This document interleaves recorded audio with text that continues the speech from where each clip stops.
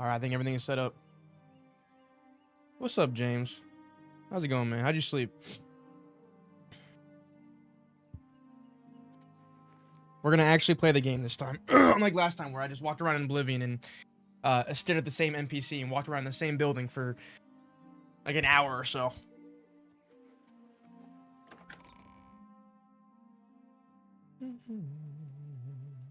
Your timing is excellent. Yeah. I'll take the one on the right. The dawn is breaking. Who are they? Die, unbeliever! Die! Lord! You're back. Thank Talos. They attacked without warning. I was praying in the chapel when I heard Prior Maberel shout. I had just time to arm Why do myself. all the NPCs look Amulet the of same? Kings. I fear that was the target of this attack. Or is kept this the it in a same dude secret from room in last time? Waynon House. We need to go see if it is safe. That's good, James. I'm glad. We'll go together, but I fear the worst. Oh, you play New Vegas again yet?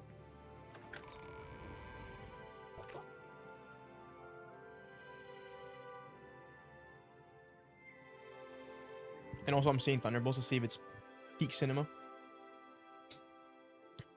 I think it was doing good the last time I checked it. I might see it soon. But I feel like I kind of lost all hope in Marvel recently. Hey, and I hope you're doing well. I hope you're doing good as well, Marshall. Good to see you. But I feel like the cast that they got going on and the theme that they got going on for Thunderbolts is out of the norm. Like, there hasn't been a serious Marvel movie since, like, Thor: The Dark World.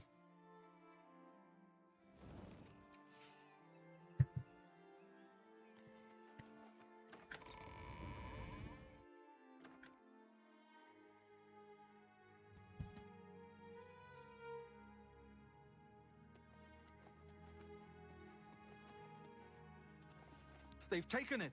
The Amulet of Kings is gone. The enemy has defeated us at every turn. So it has not all gone against us.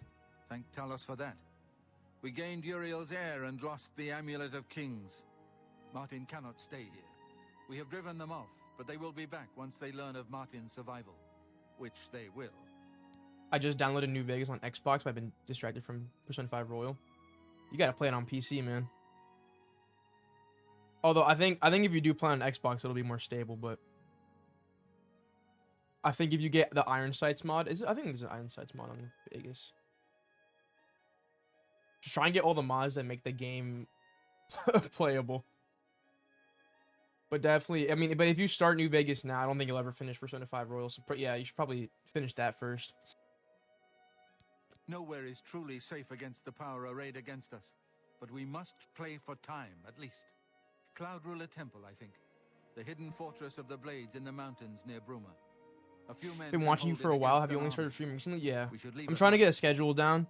I'm thinking like Monday through Thursday, like late at night, and then for mornings I'll do the weekends. Just to have like some sort of content in between my videos, because right now I don't think there's gonna be like another video for like a month. I'm switching to like a new editing software and a whole new format and a new editing style, so I'm like trying to get all that figured out before I even upload it. I want it to be good. I don't want to like just put out slop and something that I'm not proud of. We should get moving. I won't rest easy until Martin is safe at Cloud Ruler Temple. Let's continue on to Cloud Ruler Temple. I haven't had a good night's sleep since Kavach was attacked.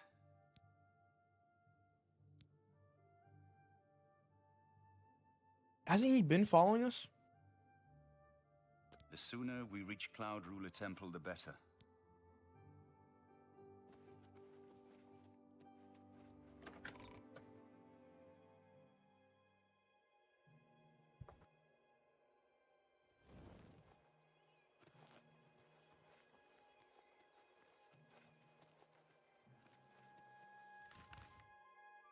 I think this is the main quest. And this is just a side quest. I think so. That don't really make it obvious, but I think I just might be stupid.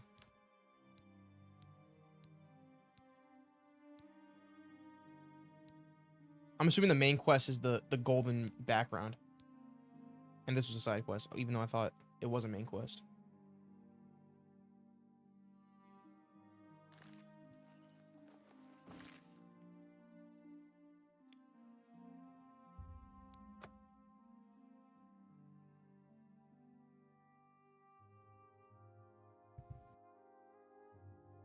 Hey, now you playing the game this time? Dude, I'm trying. I'm trying, Jimmy. I'm putting more of my focus on that this time. I'm getting better. I found you out because of my friend. Asshole kept calling bargain bin donkey. Dude, my first few videos, he's not even wrong. But I'm slowly finding my own style, and that's how it usually goes. There's a lot of people on this platform that are just copycats of everyone else. I mean, that's just how it goes on YouTube, but even the people who I guess you could call that I'm copying, they didn't find their style until like years later.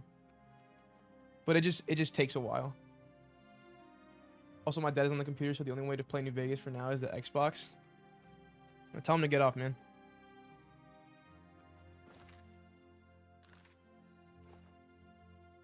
Please don't play Animal Abuse Simulator on Oblivion. I won't. I'll spare him this time.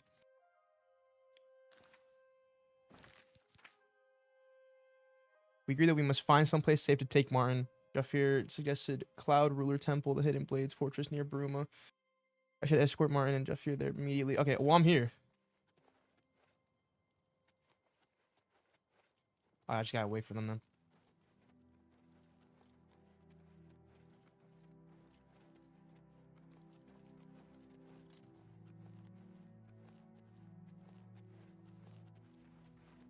Blades, dark times are upon us. I was a donkey copy, Scott the Wasp copy. The Empire is in chaos. What else? But there is yet hope.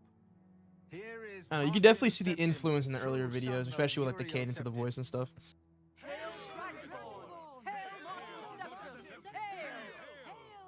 Your Highness, the blades are at your command. You will be safe here until you can take up your throne. Joffrey, all of you, I know you all expect me to be Emperor. I'll do my best. But this is all new to me. I'm not used to giving speeches, but I wanted you to know that I appreciate your welcome here. I hope I prove myself worthy of your loyalty in the coming days. That's it. Thank you. Well then, thank you, Martin. We'd all best get back to our duties, eh, Captain? Not much of a speech, was it? Didn't seem to bother them, though. The blades saluting me and I still don't know who this guy is. I don't mean to sound ungrateful. I deadass might just have to replay the game. I'm so lost. I was not paying attention to a single bit of the story last time. Suddenly know what to do, how to behave. They want an emperor to tell. By the way, I always want to know, where did Mr. Cigar come from, and is it a picture of you? No, it's not. So I actually don't know the real Mr. Cigar. It is a airdropped picture of a random dude on a plane that my friend got, and that my friend sent to me because he thought it was funny. And I thought it was funny, so I drew like over exaggerated eyebrows on him and then made him one of my personas. So I actually, he does live I guess like near me, I'm assuming, but I actually don't know who he is. Of course, the Amulet of Kings. So which sounds kind of bad that I'm using his picture, but I feel like the moment he airdropped it to everyone on the entire plane, that shit was public. That shit was public domain for me to use.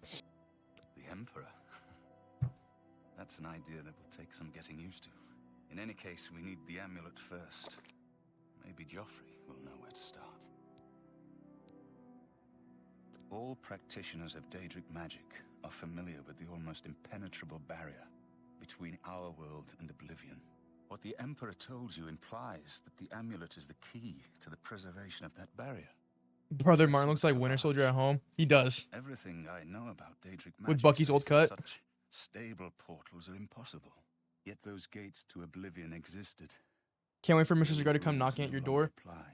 I always thought about like if the real Mr. Cigar would ever like see my videos the key to restoring the barriers between our world and how he would react. Waste no time in recovering it. I would love to have him over. Have a collab with the real Mr. Cigar. I haven't always been a priest. And all of his 200 pounds In of my glory. youth, I followed a different Probably path. 300. Not I actually know more 200. than I That's an wanted inaccurate about the seductive power of daydream. assumption. Let's just leave it at that. Something has changed to make these stable portals to Oblivion possible. Joffrey believes that the death of the Emperor and the darkening of the Dragonfires is the key. Don't worry about me, my friend. I know I'm in good hands here. I'm gonna try and read this, see if I can, like... So the Emperor died. We grabbed his amulet. We gave it to, who did we give it to?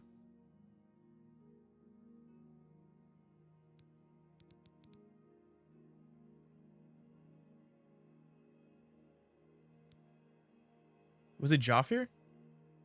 Whatever his name is?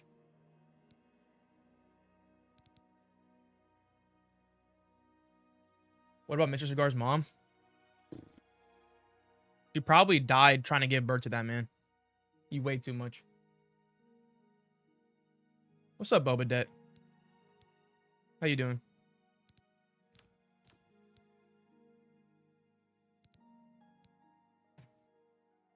So why did I even do this quest? Why did I go to the Oblivion Gate? Or was that part of the main quest? I should have paid attention. I blame y'all, honestly. You have proven yourself a loyal servant of the Empire, as worthy as any of the Blades to stand by Martin's side during this crisis. As the Grand Master of the Blades, I would be honored to accept you into our order. Will you join us?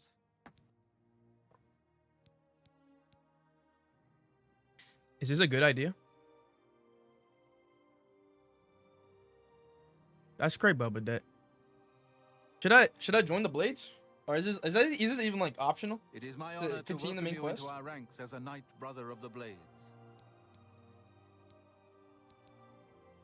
This remaster is amazing. Yeah, I really hope that the next Elder Scrolls looks like this or even better.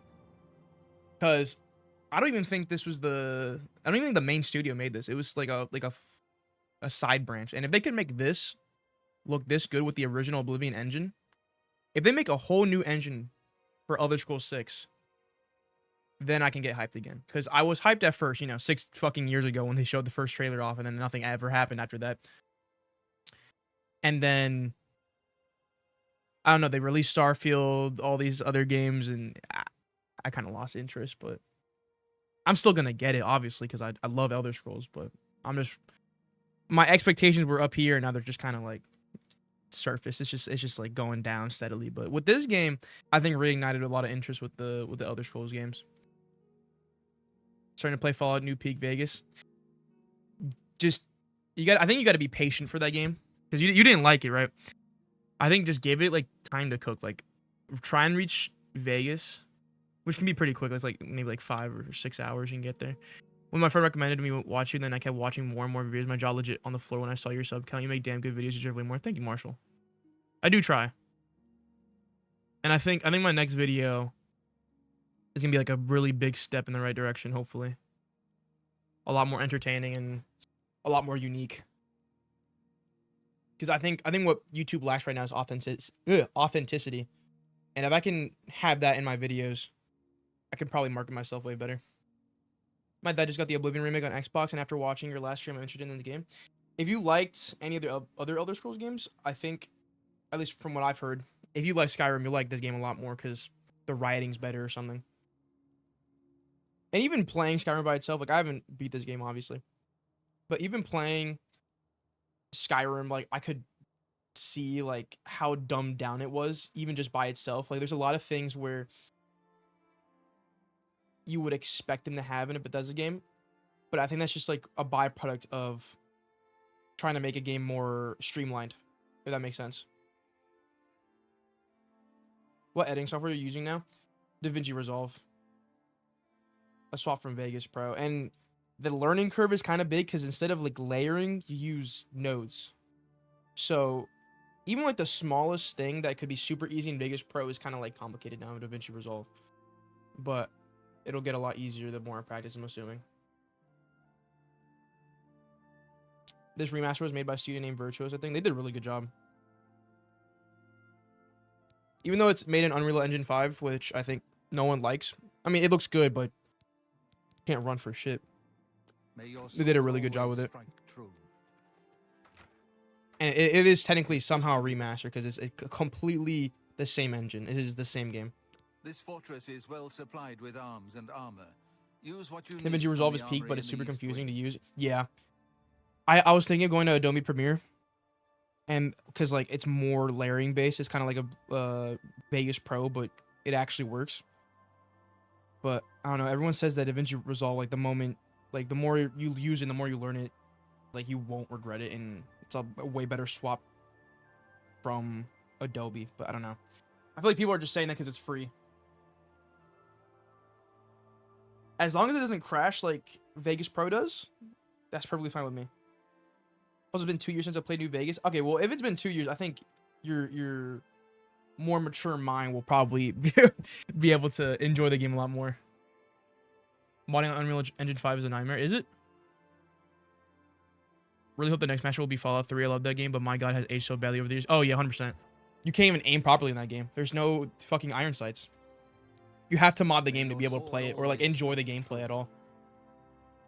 And everyone's saying they want New Vegas, but people have to realize, like, Todd Howard didn't make that game. So why would he remaster New Vegas when he could just remaster Fallout 3, which is his actual game? You're right. We must try to recover the amulet And before it, the enemy hands takes it down, out of needs it our way reach. more than New We Vegas. should go back to the Because at least in New Imperial Vegas, you can aim. Boris may have You learned can't something from aim in this Fallout 3. You'll find Boris at Luther Broad's boarding house in the Elven Gardens district of the Imperial City. Give my warm regards to Boris.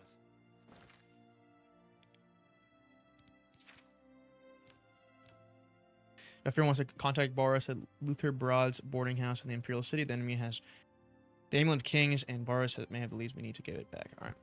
Tell him he should. I think I know what I'm doing now. Yo, would you recommend the software you're using now with the limited experience you have with it? I'm trying to switch to a different one.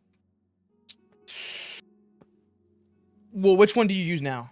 I'm only asking. Because depending on what you use, my answer changes. If you're using Vegas Pro, switch immediately. Because as nice as Vegas Pro is and how simple it is, it limits your tools as a creator by a shit ton. By a lot. Like there's so many things you can't do in Vegas Pro that I want to do, just to figure out you just can't do it with tools you have. Filmora. I never tried Filmora, but I think you'd have a lot more tools in DaVinci Resolve or Premiere Pro. Why is it so hard to be evil in games like Fallout? It's easy to be evil in New Vegas, I think. I think it's just a Bethesda problem. And what I mean by a Bethesda problem is that they have a really hard time of giving you control of who you want to be in a game. Which is weird because the whole point of the series is to be a role-playing game. Sit down. Don't say anything. It literally is a shame that the Outer Worlds is pretty mid. It has none of the Obsidian magic that New Vegas had. Agreed. I'm not going to lie. I'm be completely truthful. And I know a lot of people liked Outer Worlds. That shit was so boring to me. So boring. I could not play that shit. I'm being watched. Just sit down. Don't say anything. The dialogue system was cool, and the new game looks cool. Listen. And I saw this new system that they implemented where it was they watch you play the game. Not actually, but there's it keeps mark of the things you do. So if you stare at the sun for too long, it'll give you a perk where you have more like recoiling your gun or something, which is cool. But the world in the characters were just so boring. But maybe I'm wrong. I only played maybe like 15 hours. But I just couldn't get into it. They didn't hook me at all. We can't talk now. Just follow my lead.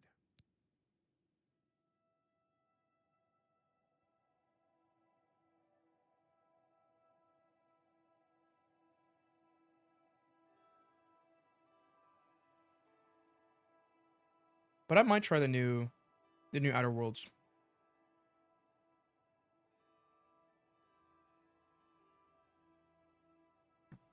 No, I mean, like in GTA, you can beat up NPCs and not feel anything, but in Fallout games, it just feels like you're killing real people, even though you're not. It's because Bethesda does do a good job at making the NPCs in the cities feel alive.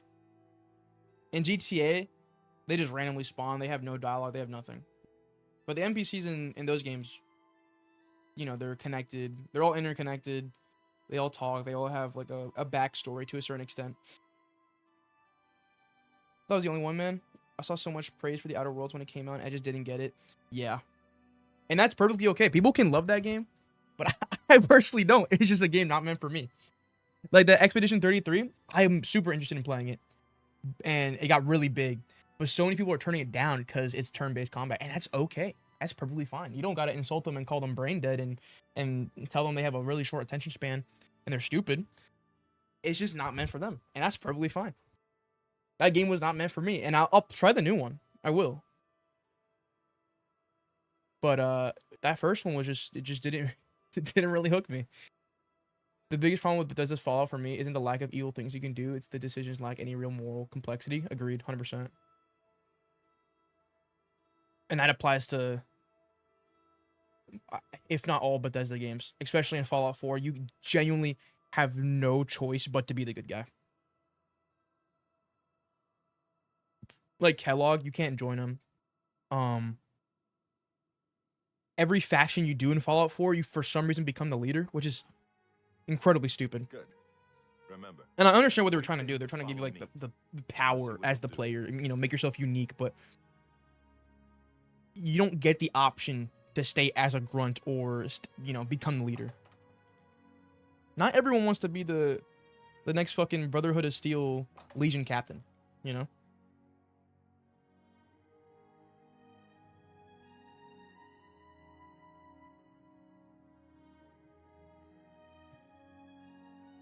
Can I not stand up? What happened? Yeah. Yeah.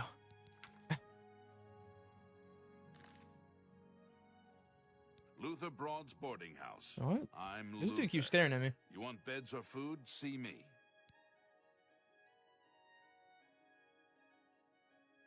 At least Outer Worlds is not launched Fallout 76. I don't think anything can match the launch of Fallout 76 and how bad it was. Not even Cyberpunk had that bad of a launch, in my opinion. Especially with all the marketing lies that they had. And the fact that they didn't include NPCs. I understand they were trying to like be, you know, lore friendly.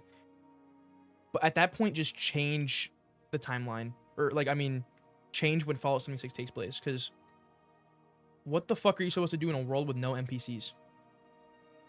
And they did change that.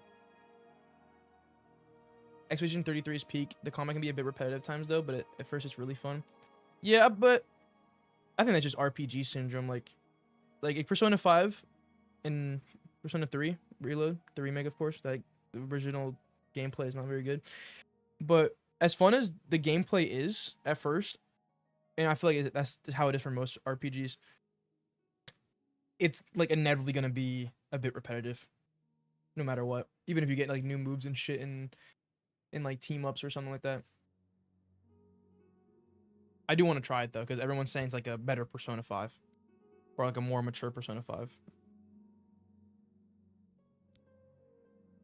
If it does win Game of the Year, that really says something. Because that wasn't even like a AAA game.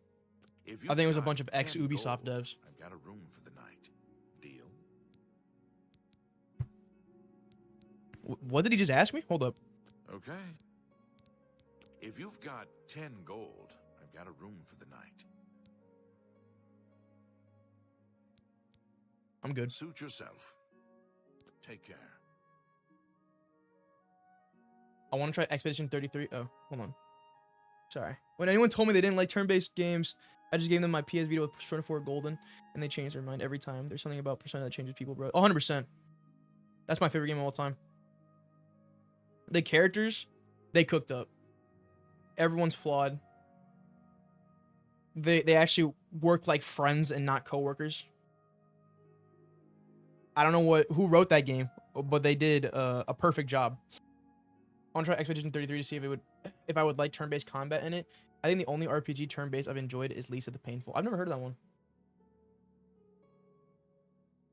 A lot of people don't like turn-based combat, and that's perfectly fine. What those is an Expedition 33?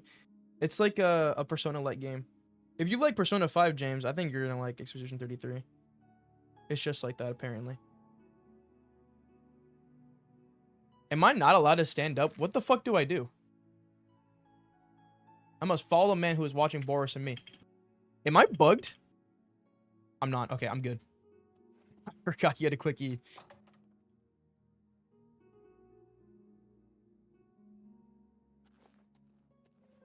Oh, wait, my dad plays that game? Yeah, you'll definitely like it. 100%.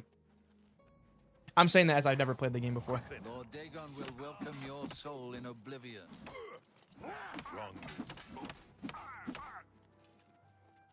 It's definitely on my backlog, though. There are a lot of games that are Game of the Year contenders this year. 100%. Search his body. Monster Hunter I'll keep World, an eye out Doom the for Dark these Ages, dangerous Expedition friends 33. nearby. What else? Well, I was gonna say GTA 6, but that shit got delayed. And everyone's saying that this year for gaming is not good, but I don't know what games they're playing. This year has been so fucking good.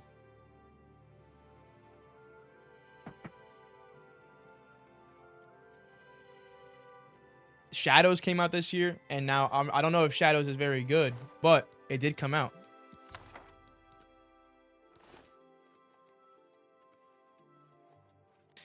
I did play a little bit of Shadows, Good work. and it's not terrible. It's better than like the last 45 assassins. Assassin's Creed they made.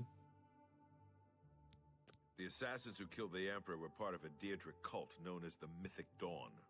Apparently worship the It's just Lord forgettable. Mehrunes Dagon. I've been tracking their agents in the Imperial City. Kingdom Come Deliverance Guess 2. they I need to were- play that. I didn't play the first one. I didn't play the second one. Everyone loves it so much, but I've never tried it. Schedule 1 came out, yeah. It's like one of those indie games. It's like So you Repo said- and That's very bad. what do you call it? Lethal Company, where it's like fun for a couple days or a week. I heard you correctly. The game is great, Thank but Talos. The blades I will would never protect try and London nominate it for Game of until the you Year. can Definitely claim for some this awards, throne. though. Don't worry, or we will die. Elden Ring trying. Night Rain is coming out too. That's weird, because I think I'm getting that game. But I haven't heard a single soul speak. Ugh, Jesus Christ. Single soul speak about it. I genuinely think media consumption is a skill issue for a lot of people. 100%. I mean, if you look at like every single Doom tuber, they have like a knack for just picking any single There's a game scholar at the and Arcane somehow like University nitpicking it. There's called people Nina complaining Smith, that supposedly about, an expert on Daedric cults. Oblivion Remaster, and how they removed the female and male See what body she makes types. of it. But I'll it's the keep same running shit that down Elden the Ring has, where it's information just on type it. 1, type 2. But I think If you learn anything, it just gives you the find me at ability Luther to have more Broad's. freedom with your character. Talos guide you. Because I don't think you can, like, certain customizations are locked for the genders in the original. But I might be wrong. Look, either way, it's just not a big deal. What was the worst year for gaming?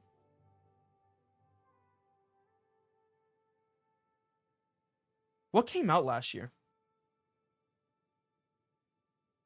And I think Astrobot won Game of the Year last year. There hasn't been like a terrible year for gaming, but some years are just better than others. You just gotta get lucky with the scheduling. Schedule 1 is like that Minecraft phase you have for a week. 100%, yeah. Like I said, she's one of the brains over at the It's Arcane super University. fun in that first week. Supposed to No know other game can everything compare there is to it. know about Daedric cults. The moment you unlock everything and you done everything, it just completely falls off. But that's not the developer's fault. He's gonna be adding a bunch Hope of you stuff. learned He did a something great from job of Nina about making the that game in book. general. This might just be the break we need. Concord did when did Concord come out? I still hate Jimmy. I know you don't like Marathon, but you cannot compare it to you can't compare Marathon to Concord. That's just not fair.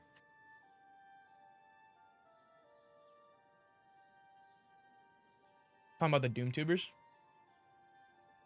For them, for the worst year of gaming, every year is the worst year of game for worst year for gaming for them. the best year for gaming for Doom tubers was probably Stellar Blade. Take this. It's Any from a Gunnar friend. game. If they have ass or titties bouncing their face, it's probably the best year of gaming for them. What the fuck did you just give me? I wasn't listening.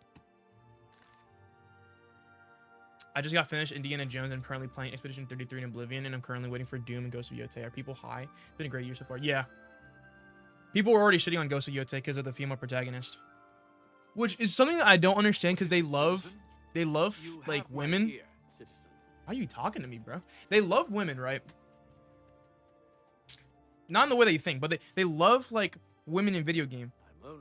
But the moment you play as women in video game, it's a terrible thing. And like, how are you already calling Ghost of Yotei terrible when the game isn't even fucking out yet? I'll call it terrible once it comes out and if it's bad. But I don't know that. I'm saying Conquer came out last year. Did it really? I thought it came out in like 2022. Black Myth Wukong came out in 2024. I didn't play that game. Suicide Squad killed Rocksteady as a super criticism. I'm not gonna say Suicide Squad is good. Rocksteady hasn't made a solid game in a while. I'm not gonna lie. That's the one thing I can agree with them on. What is it, citizen? I just want a new Batman game. I can't wait for Ghost of Yotei. It looks so hype. Yeah, I think I'm gonna get that day one as well. Aren't you an ugly one? Why are you already being a dick? I don't even know you. Help! Help! I'm being attacked. I'm back here.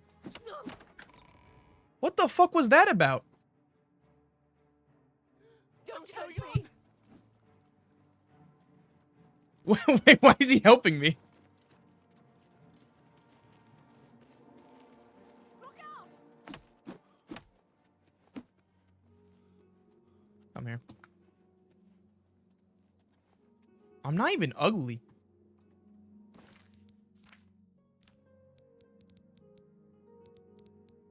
How do I take off my hat? I don't look ugly. Aren't you an ugly one? Gods, there is a She just called me ugly again. Stop!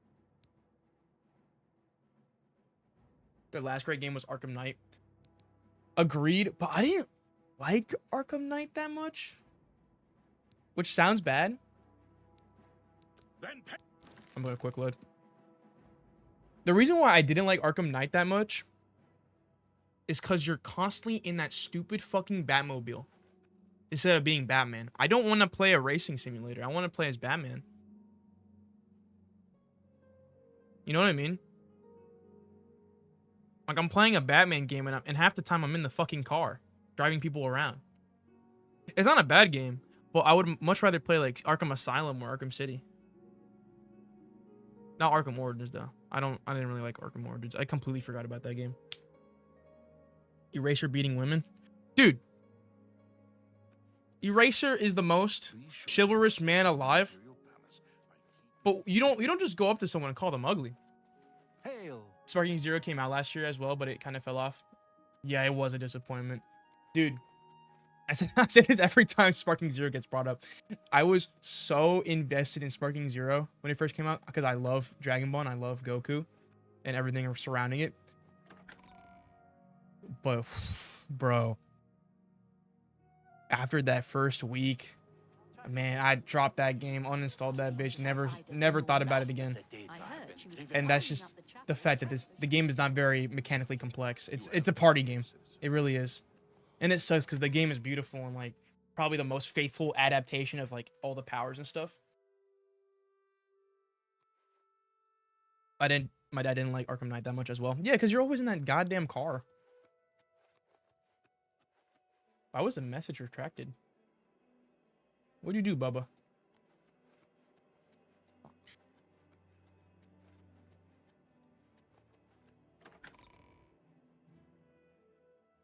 If they do make a new Arkham game, please, for the love of God, do not bring back the Batmobile. I remember when that game first came out and no one could run it. They optimized it so bad for PC.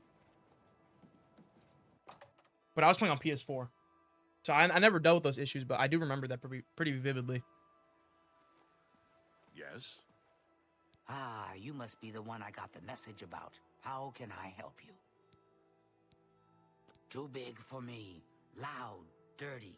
Clowns, fools, brutes, and thieves everywhere. I want to throw my gold away. I just dump it in Lake Rumara. Save time. Why was she so choppy saying that? Arkham Knight is my second favorite Arkham game. And yes, I do agree the Batmobile sucks, yeah. You know of them?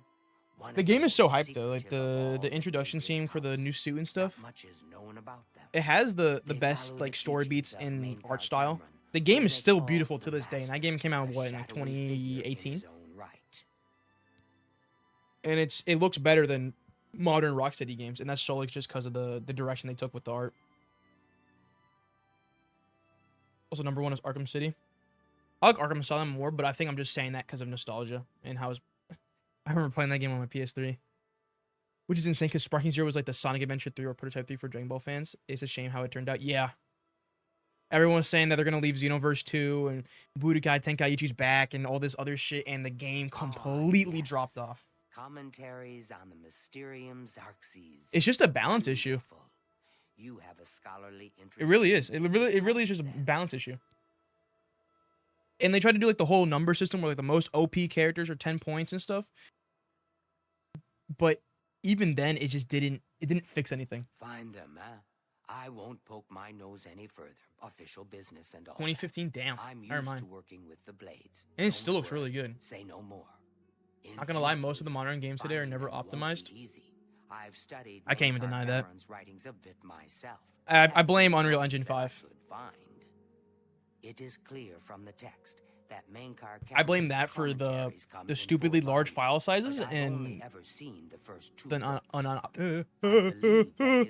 Unoptimization. Clues to the location of the Mythic Dawn's secret shrine to Mehrunes Dagon. Those who unlock this hidden path have proven themselves worthy to join the ranks. But of less Mythic for Dawn cult. like the size Finding of the the files, shrine because is the first that's more of a test. dev issue. If you want to find None of the files in the read Monster Hunter all World are 4 compressed. volumes It does of not the need to be that big, commentaries. and they know it doesn't need to be that big. And that game runs horribly because they didn't optimize the textures at all. Here, you can have the library's copy of Volume 2. Treat it gently, if you please. As I've said, I've never even seen the 3rd and 4th volumes. You should try first edition over in the Market District. Unreal Engine 5 looks good, proprietor caters to specialist but collectors. He may have an idea. it kind the of value ruined those books. any kind of performance in gaming. Which is better, Combat Spider-Man 2, PS5, or Batman Arkham Knight? Spider-Man 1. I didn't like Spider-Man 2 Combat. They removed all the gadgets from the first game, and it kind of turned me off to that. Because they made Miles and Peter different. But not different enough. They both have like superpowers and this like super simplified like up, down, left, right kind of power system. And I feel like what made Spider-Man in the first game was his gadgets, which he didn't have in the second game. Also, Spider-Man 2 on PS5 is better than Spider-Man 2 on PS2. See, I can't say that because I never played the original Spider-Man 2. And I like Spider-Man 2, but it definitely had a lot more potential. It had the opportunity to be really great. And it was a good game. It's not a bad game. But I think the symbiote storyline could have definitely been dragged on a little bit more. Not only has A little bit more time in the necromancy oven banned from would have done practice in well. the Mages Guild, What's the next the video going to guild be on? won't deal As a with surprise. anyone who openly I think uses you'll it. like it though. Whatever it is. And yeah, Spider-Man PS4 is better than Spider-Man 2 PS5. Yeah. It was so I nice genuinely to cried in the first Spider-Man one. be sh- In the first Spider-Man one. What the fuck am I saying? The first Spider-Man game on PS4. The story just it was just way better. And I actually cared about the characters. And I did care about the characters in Spider-Man 2. But I didn't really care much for Harry near the end. Like, he's cool and all. But the Aunt May scene from Spider-Man 1, was so devastating You to me. have my ear, citizen. The craziest part in modern gaming is that COD games will go down in quality and go up in price, and people will keep buying it. That's the craziest part. And people will just keep on buying it, and they complain that gaming is dead and there's no fun games anymore. Even though they'll just keep shoving that slop right down their throat, chowing down on that COD cock. Yeah, one of my biggest problems with that game is that Peter and Miles aren't that different from each other besides the powers. I love the game, but so many. Yeah. They also missed the opportunity of adding co-op. And if they did, that would have been a game changer. Because, yeah, I wanted more Spider-Man, like Spider-Man 1. Everyone did. But if you want to at least compete for Game of the Year or win some Game Awards, which I don't think they won a single one, they had to innovate a little bit. And if they innovated on the co-op part, that probably could have easily sweeped all of Game Awards. Also, Venom needed more screen time. Yeah. The part where you play as him is awesome. What can I do for you? But it lasts 2 seconds. Because Tony Todd was an amazing choice for Venom, but he barely appeared in the game. Yeah. People feed their own misery with COD. Yeah, 100%. And they keep calling gaming boring. They're releasing a Black Ops 7. It was I think Black Ops 6 was 4 years in development, which I was excited for. Because I was like, dude, 4 years of cooking. Anyone would be like, holy shit, they're gonna make like the first good COD game in a while. And it was good. I liked it. I enjoyed it. Especially the zombies. I enjoyed the zombies. And then they just kind of give up and leave it there. And they're like, fuck it, let's make a new game. Why? Genuinely, why? Do I need a lockpick? We're gonna get one. I'm pretty sure that people think gaming is dead because they play the same genre games. Yeah, they play 2K for 10 years straight and they wonder why they're bored. They want COD to change, but also wanted to stay the same. Yes. And what they're trying to replicate and what they want from COD is that feeling that they got like 10 years ago when they were playing BO2. But the thing is that they'll never feel that feeling the same. They could make and I said this in my recent video, they can make the greatest fucking COD game alive, and they're not gonna like it. Because what they want is that state of mind. They will never achieve that state of mind again.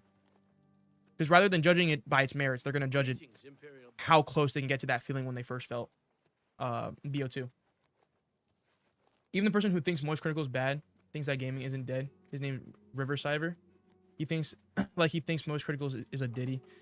Really? I don't know how you can hate Critical. Like, yeah, he makes content slop, but it's like good slop. By the way, that video about Doomers is amazing. Thank you. That was a true passion project, but I don't know if I'm gonna ever make a rant video like that again. I'm going slowly down this rabbit hole of negativity, and I'm trying to get myself out of it. Instead of walking around this building for the 5th time, let me try and actually get somewhere. Let's do it. Let's do a side quest, because I feel like I don't even have the... Ooh. I didn't know they had the Thieves Guild in this game. If people want gaming to be fun, they need to look inward. Yeah. A lot of people are depressed and they don't realize it, or just need a break. Even artists who love drawing have hiatuses for years. Like a year or two or more. And they have a passion for art. But sometimes it just doesn't work out. You know, you have a passion for gaming, it's gonna dwindle, bro. Like, if you're fucking playing games 24/7, how do you expect yourself to still like it after, you know, playing, you know, your fucking 9-to-5 job of just playing video games? Like, I'd be bored too. Oblivion turned into a background game again? Yeah. I'm talking too much. I guess you could say that video is your magnum opus.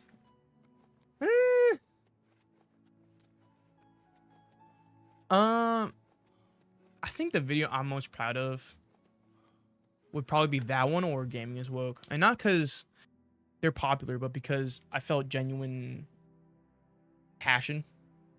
And I do feel passion for like most of my videos. But it was like a certain kind of passion. It just made me so angry. And you could hear it in my voice, especially in the Gaming is Woke. I did care, and I still do care. Speak.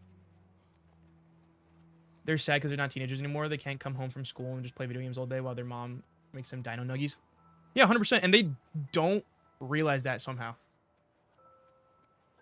Like, me playing this game, I would fucking consume the shit out of Oblivion Remaster if I was 13.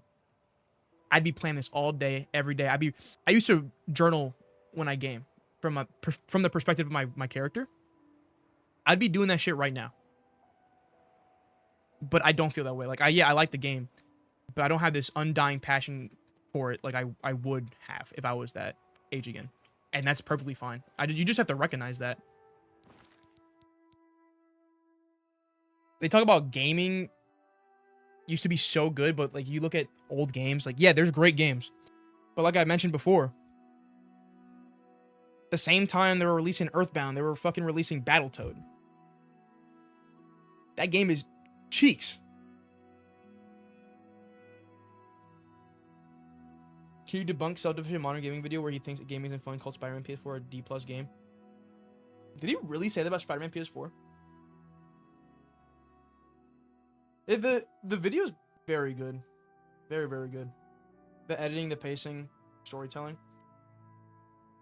I can't really... I mean, I'm not going to make a video on it. I could definitely watch it and like piece together what he's trying to imply. The part about drawing, you spoke true facts because I'm an artist and I had like a hiatus for 3 years. Yeah. My girlfriend, she's an amazing artist. But she's like very frustrated right now. And what she needs for her drawing quote unquote career is just to take a break. Like for anything, you just need to take a break. Like I was super passionate about, I still am passionate about gaming, but there's a point in my life where I just took a break for a year because I would get so antsy playing games. I'd get so antsy. I'd be playing and I would just want to get off immediately. But rather, instead of blaming the gaming industry, I realized I just needed a fucking break. The next week gonna be more positive or negative? Definitely positive. That's the direction I want to go for. The more negative I make my channel, the more people are gonna come for that kind of content. And if I pigeonhole myself in this negative content loop, I'll never get out of it. And if I do make something different, then people just won't watch. I'm just gonna try and take something that I like and make it as entertaining as possible. What the fuck am I supposed to do here? Wait until midnight? Maybe I should read. Maybe I should start doing that.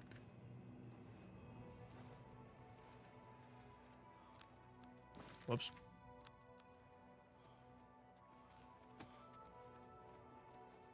There he is.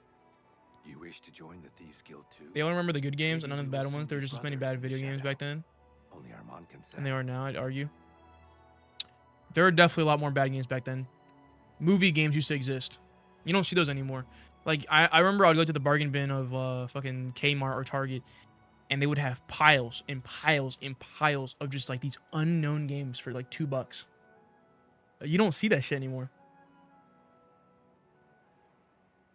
Like, you could definitely make the argument that AAA games kind of degraded.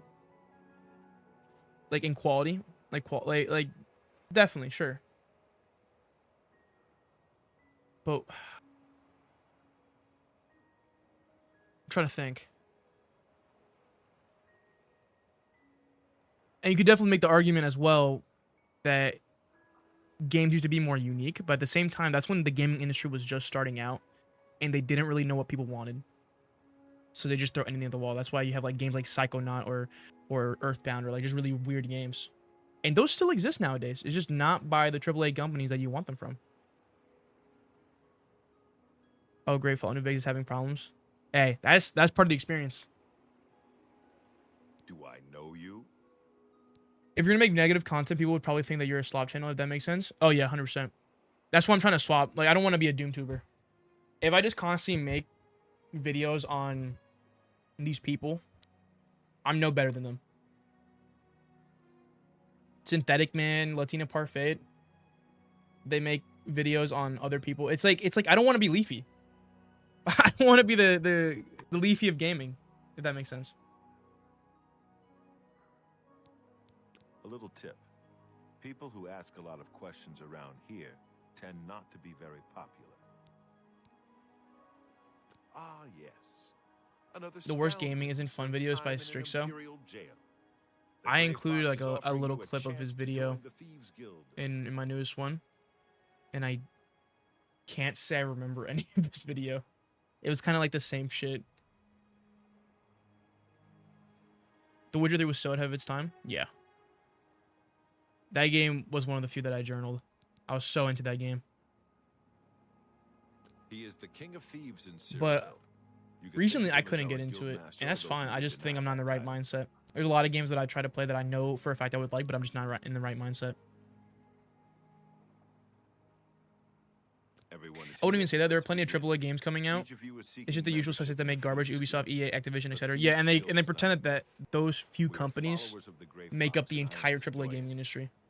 Merely by finding me, I don't know why you we're pass still the pretending first like test. that's true. It's unusual for us to have 3 potential recruits at the same time. Most people Rather know to than stay the away. normal test of skill, Not the I'm average going to make consumer this though. a The average consumer will contest. buy them because they look cool. That's not fair. Methridel, you know the rules. However, The reason people are complaining I about will gaming say, isn't fun is because and they the only play newcomer, COD or Fortnite let me 24/7. state them clearly. Whoever Yeah, brings or me they the play diary of a Mantius the newest AAA Leptus game. without killing him, And shocker, it's invite not him very into the good. guild. I'll have it before sunrise. Somewhere in the Imperial City. And there's still good This will AAA help you games locate a coming fair out. price. I can sell you And it's not like you have to items if you need them. dig for it or look for it. One more It's thing. kind of in your fucking face We on the Steam cannot kill page. each other during this trial. We may be thieves, but we're not murderers. But even then, those kind of people don't ever go into gaming with them of good faith. Like the moment they saw Assassin's Creed Shadows, they didn't hope the game was good. They hoped the game was bad and failed so that they can prove a point. And I'm always of the opinion that you should hope for a game to be good. I could look at Marathon and think it's the biggest piece of shit, but I'm still gonna hope it's good. I'm still gonna pray that it's good. I hope they prove everyone wrong, and the game is amazing. You would become the person you wanted to destroy. Yeah, I don't want to be the next DoomTuber. What are your thoughts on Skylanders? Dude, my family, Maybe he lives in the we're not other poor, North district. but they could never afford Skylanders. I would get like 3 Skylanders and that'd be it. I did play Giants and Trap Team and I fucking loved that. I'm only And then they just progressively got worse and worse. kids. With Imaginators where they just gave up and be like, yo, make your own because we're out of ideas. I can't imagine how much money they printed though, because they sold the game, right? But then they sold the figurines. So you're just selling the game over and over and over again. That's like billions of dollars, dude. I think people's problem is that they don't try and have a deeper look what games are out there. Culture wars have ruined gaming. The apathy is gone. Yeah. They kind of just play what's thrown at them. I also don't think these DoomTubers are actual real gamers. Like, I talked about this last time on my last live stream that Synthetic Man, he doesn't really play games. Like, he plays the same old games. He plays, like, the games that he played when he was 10 or 12. So he plays Ratchet and Clank, fucking Jack and Daxter, which are, those are real games, obviously. You can play them. You can love them. But he doesn't have a wide catalog of games that he's played. Like, everyone here could probably say they play, like, 50 or more games. That man has played 4 or 5, and he thinks he has an expert opinion on the gaming industry. What the fuck are you doing? If you're gonna have a channel that criticizes games, at least have, like, a wide catalog or, like, a wide knowledge, wide library of knowledge to compare it to have a different perspective. But you're playing fucking the same games over and over again. And he's too scared to try new stuff. I guess his own viewers are trying to get him to play new stuff, and he just refuses to. Don't pay attention to I'm so those glad the Toys to Life rumors. genre of games is There dead. no such thing Yeah. as a thieves' It was guild. really cool and unique at The first, Grey but Fox is just obviously as hasn't caught greed yet. always corrupts. So it just got worse. What is he looking at? It just got worse and worse and worse. I've heard of him. What's it worth to you? You are most generous. He lives in the Temple District on the far east side. He's an early riser. I don't know how you could be so invested in games and only play like 4. They're not invested in games. They use the gaming industry as a money printer. they pretend to be passionate and claim that. I think most people, like even Synthetic Man's fans, don't even play games anymore. He lives in the Temple District on the Far East Side. They claim how much they love gaming, but in reality, they probably don't even play games. I understand the Fighters Guild is hiring new members. Because if they did, they would recognize that the gaming industry is not ruined. It's just really big. There's a lot more slop. There's a lot more good games. There's a lot of everything. And it's like any kind of other media. Beautiful, isn't she? The Maria Elena. Damn fine ship with a damn fine crew. Games come out every day. Books come out every day. Movies come out every day. Not all of them are good. It's like claiming the movie industry's dead. You just can't do that. Oblivion is probably the last $50 game. Yo, it was a miracle this game didn't come out $70. And they know that if they did, they would have got insane heat from it. Xbox is doing $80 games now, which, shocker, I saw it from a mile away. The moment Nintendo did that, the moment Nintendo put that first step in the fucking soil, it was over. Nintendo is the pioneers of greed. Their middle name is greed. Like they know what they're doing, and Xbox followed suit. That's how every company works. The first person takes the leap of faith, and they all follow suit every single time. Exactly. Gaming isn't dead. There's just more of them now. Yeah. There's so many fucking games out there, dude.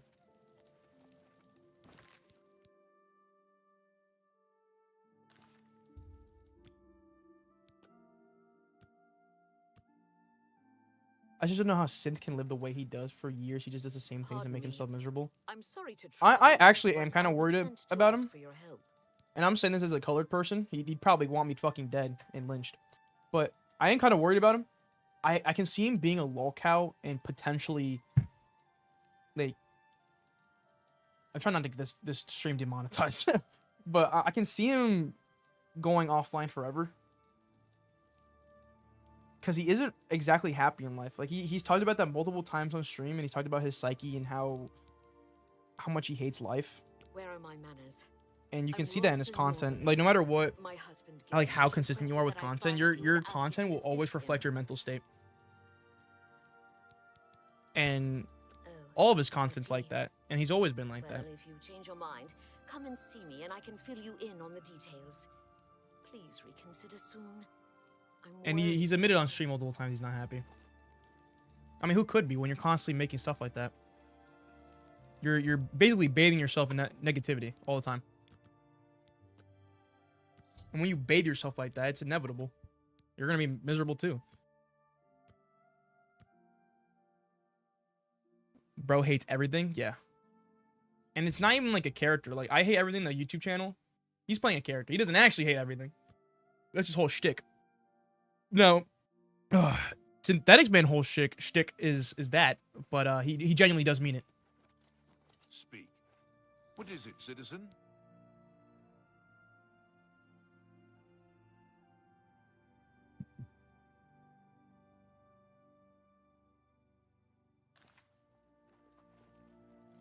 Hold on. Okay, where am I supposed to go? Let me actually think here. It was right there, man. I just gotta wait till nighttime. I don't know why I waited till daytime. I thought I was gonna just enter. I don't know how he's going to go offline when he struggles so hard to hold a job. I don't think he hasn't held a job or had a job in years now. Like, this is his job. And it's kind of sad because you can see his mom, not see her, but at least hear her in almost like most of his live streams. Like, you can see his mom, or not see his mom, but hear his mom. And his mom makes him chicken nuggets and stuff. Like, it's literally the stereotypical basement dweller. And I really think his fans are just trying to develop a lolcow. I don't think they actually like him. Do they agree with his views? Sure. A lot of them do. But there is definitely like a small minority, like for Chris Chan, the lolcow. I think they're just trying to, you know, poke the bear until he finally cracks and becomes a lolcow. I feel the same, TBH. He's such an awful human being, but I really hope he gets the help he needs. Yeah. I would never wish the worst upon someone. Even if that person would hate me. But, he does need help, and I think he's self-aware of it, but he's kind of pigeonholed himself. And he's said that before, like, he kept making negative content, and the moment he tried making positive content, no one gave a fuck, so he just kept going into it. And now he's stuck in this infinite loop of making this kind of content and being this kind of person and never being able to talk about stuff he actually likes. Which is terrifying, because that'll happen to me if I'm not careful. It'll happen to anyone that tries to make content if they're not careful. Synthetic Man is just Asmongold, but worse. I don't know. Asmongold's pretty bad. Asmongold thinks a game to be good needs to have every woman to be fuckable. I thought that clip was so funny. And most shit these people say is hilarious. Now, am I laughing with them and like agreeing with them? No. Am I laughing at them because they're fucking delusional? Yes. Asmongold has some great opinions, but sometimes he says the most insane stuff known to man. Yeah, like the marathon thing. He's like, men are gonna play this game, so every woman has to be fuckable. Bro, I'm not getting on marathon to shoot guys in Goon. I'm just there to shoot guys. I don't know where this obsession is coming from. If you want to play a Gooner game, there's plenty of Gooner games out there.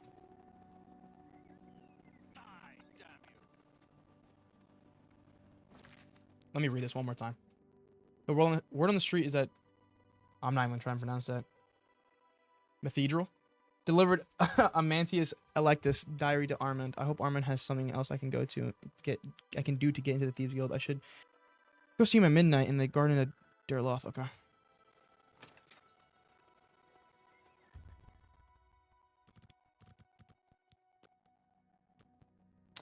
I never really understood the whole lolcow thing, man. Like, yeah, there's some despicable pieces of trash who deserve it, but a lot of them are just really depressing. It's kind of cruel.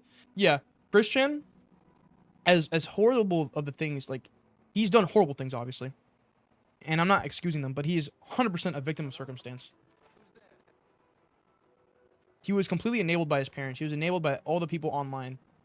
The fact that they gave him internet access at such a young age, or just any age, to be honest, is the reason why he turned out the way he did. Who is trying to fight me?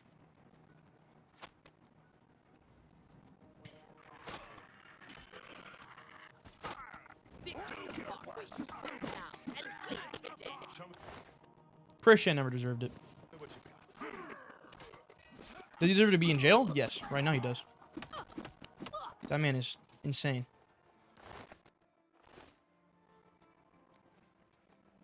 But the people who developed him and made him to the person that he is today is genuinely sad to research and look at all these things that happened to him. Step aside. I'm gonna win the right to join the Some people got porn brain bad. Gamers are the ultimate gooners. They're a final boss gooners. Step aside. I'm gonna win the right to join the guild. Who are we waiting for? I need 2 more hours. The best games are kind of bad, like Tears of the Kingdom. Yeah. I don't think people realize that. That the greatest games, like Skyrim. Skyrim's kind of bad, but it's easily one of the most influential games of this generation. At least Asmongold is not Daniel Larson. To be Daniel Larson, You confused? you gotta be a specific breed of human. The audio in the game is starting a little bit. Shoot.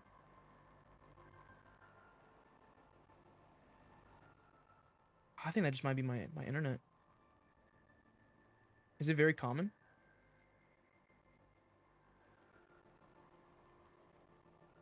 It's also the way Asmund phrased it. If he said all characters need to be attractive, I'd probably even agree, but he just had to clip farm. Yeah. Maybe that was what he was trying to say. Because there's nothing wrong with saying that. Like, if you want to make a good game, just make every dude and every woman attractive. It'll get people to buy it. I mean, look at Concord. Concord did not sell because every single person in that game was just chopped. If that's what he was trying to say, then sure, I guess. To make everyone attractive. I feel Synthetic Man's girlfriend is Emma Frost body pillow from Rivals. Her with a cock. That man's obsessed with Fuda.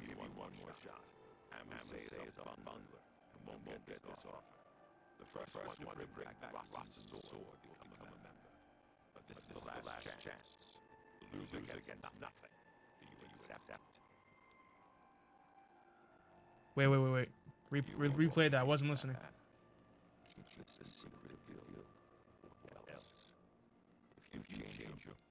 All right. So you've come.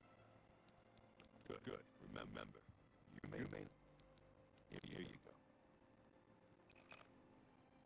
go. Okay. So what's the goal here?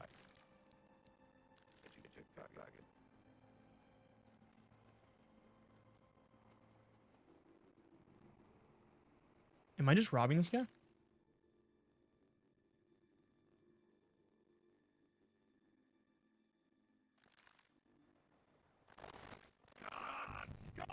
All right, bro. Hey, reload. Give me a second chance.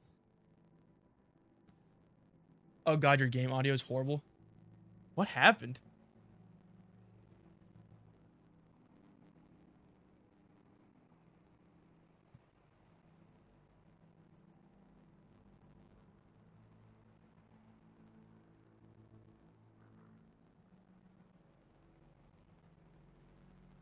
Is this stream stuttering at all? Or is it just the audio?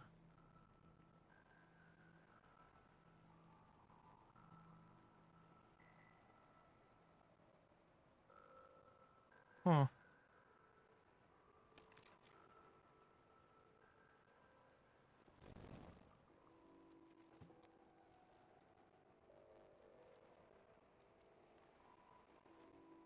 Alright, well, I'm gonna try and fix it next time. I'm gonna mute it for now. It's just the audio, not only the audio. I'm gonna mute it for now, and just fix it next time.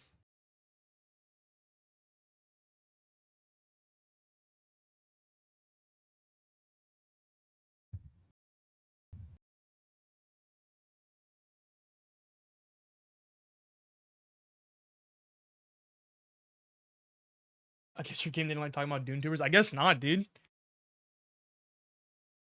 That's so weird.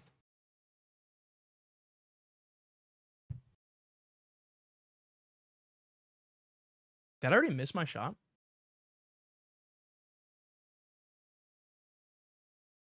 I did. Okay.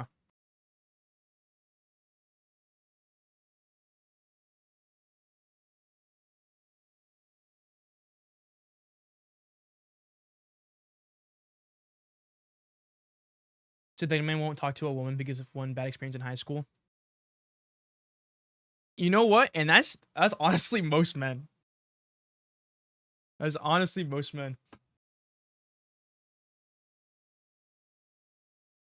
And I don't even blame them. It just depends on how you convert that energy. Like that's a thing that happens to everyone, and it's all up to you how you use that to your growth. Some people use it to become the next Andrew Tate / DoomTuber, and then they inevitably reach this rabbit hole of constant hatred, if you will.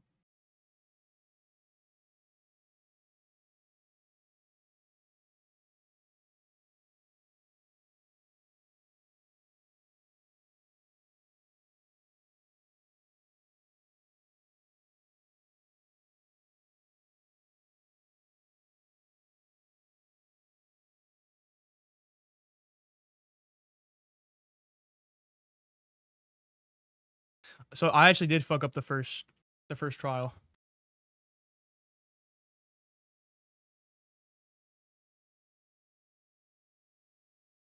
So why is there a marker right there?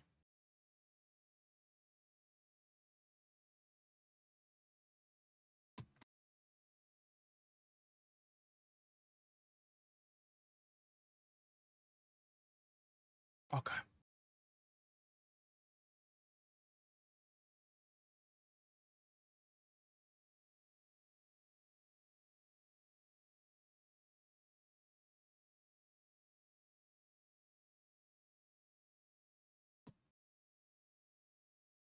Am I just gonna have to find the sword?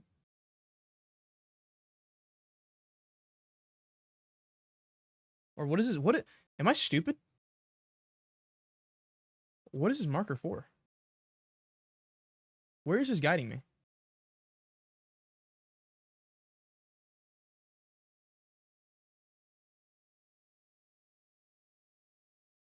We're just gonna have to talk to people from the Imperial City, I guess.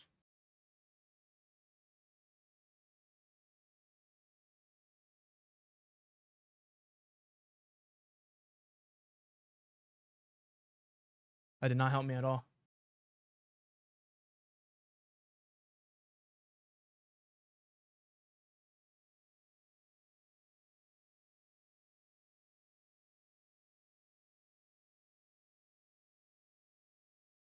Got called gross by a girl in 3rd grade. Still haven't gone over it, bro. But I didn't become a misogynist because of it, because I'm not a fucking loser. Good. A lot of people aren't like that. They'll take that shit to heart and harbor hatred and fucking fester in it for the rest of their lives. And then you'll become a loser lolcow like the rest of them. And start listening to the Red Pill podcast. It's just people like that. I think they just take life too seriously. Seller Frieza.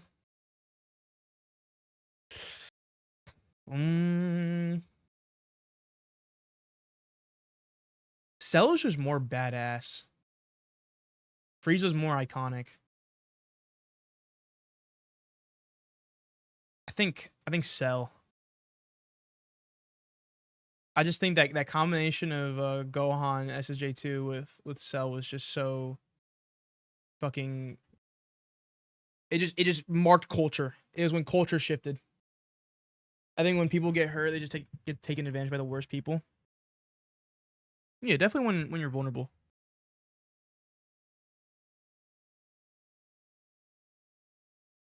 What the fuck is happening to me in this game, man? Am I playing this wrong?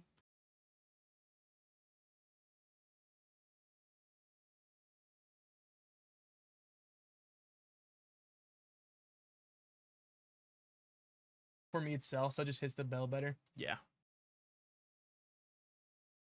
The build up to Perfect Cell was so good too.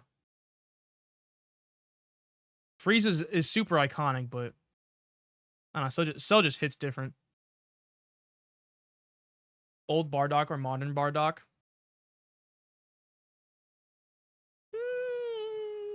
Honestly, probably modern Bardock.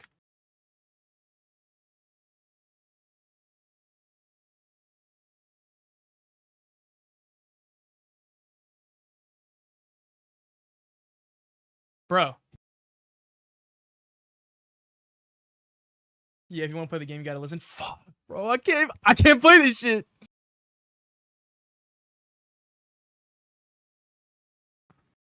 I'm too locked in on stream. Did I pay him? Super or Daima? I haven't watched Daima yet. I do want to.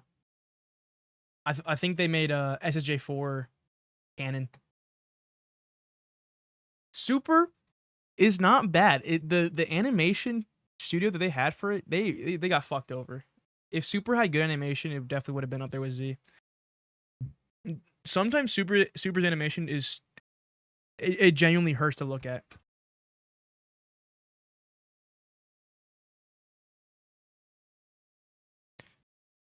How much gold do I have?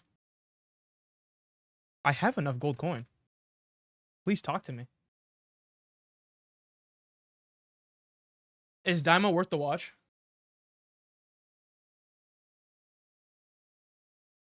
Not gonna lie, I never liked the fact that they kind of humanized the Saiyans in modern Dragon Ball. Are you saying because it's like most of the Saiyans in the show are now like are half human, half Saiyan? Super overworked? Yeah, I assume so. Dude, Japanese people in animation studios just get whipped. It is genuinely upsetting to see kind of like the living standards over there, or the workplace standards. They cooked with the top arc animation wise. If they don't fuck up the next arc for Super, it can be so good. Like Moro and stuff.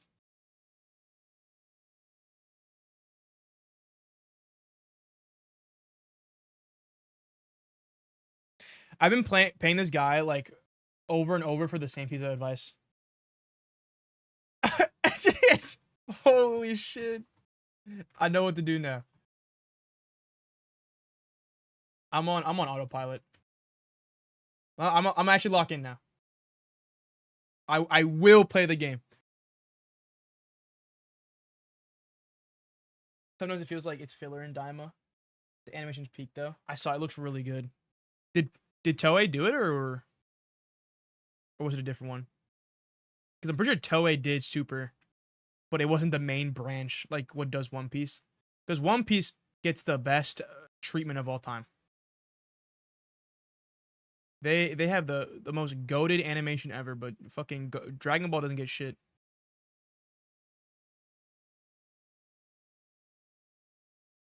I meant the Granola arc in the manga. They humanized Bardock a lot, and I kind of didn't like it. The Saiyans were always scumbags.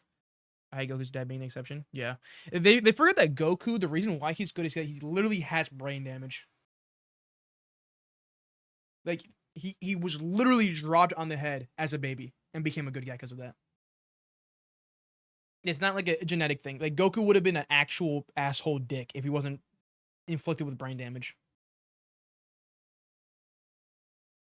I have 5 lockpicks, bro.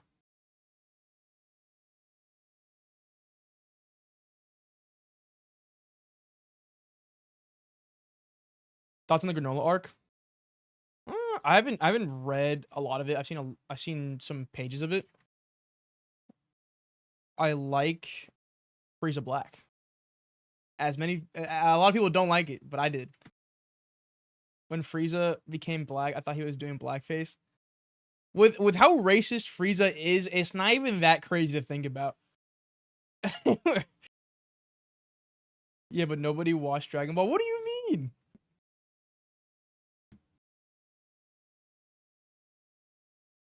Like Super compared to One Piece? Of course the guy left. I'm just gonna reload.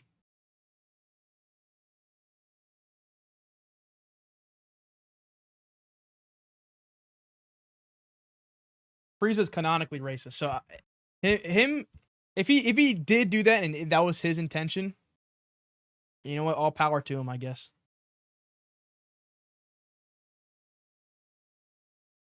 It's good but flawed, yeah.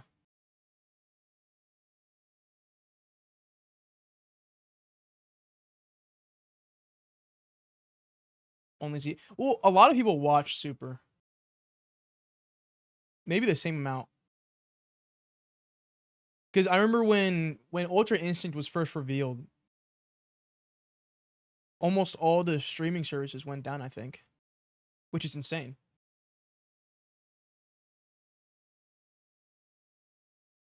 Dragon Ball's peak except for the Ribbon Army arc. Is that the original Dragon Ball? I never watched it. I tried watching like the first few episodes, but it's just not for me. It's more of like a comedy rather than an action.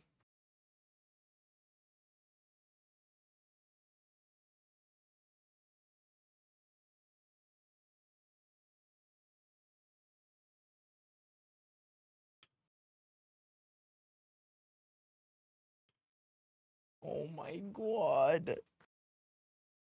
Kill me.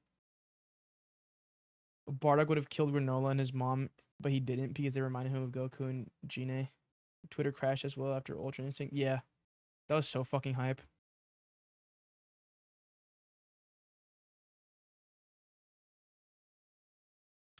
Oh my god.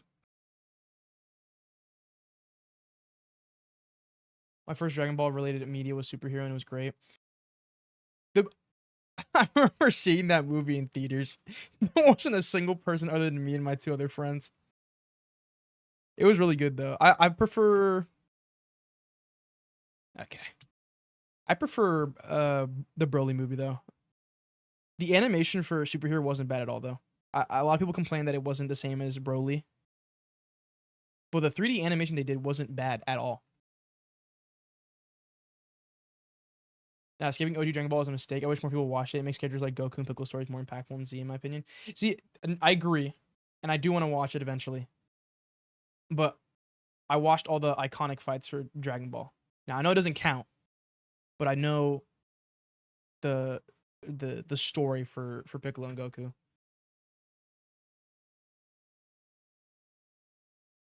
It's like skipping JoJo Part 1. I know. It's a sin.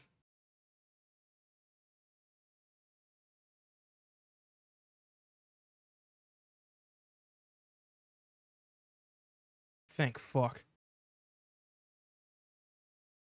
Beast feels so forced, not gonna lie. Yeah, they just kind of needed a... That's my problem with Gohan. I'm not gonna lie. Anytime he gets like a new form or like an insane power-up, it's just plot. Now, I don't think that's the way it was with Cell.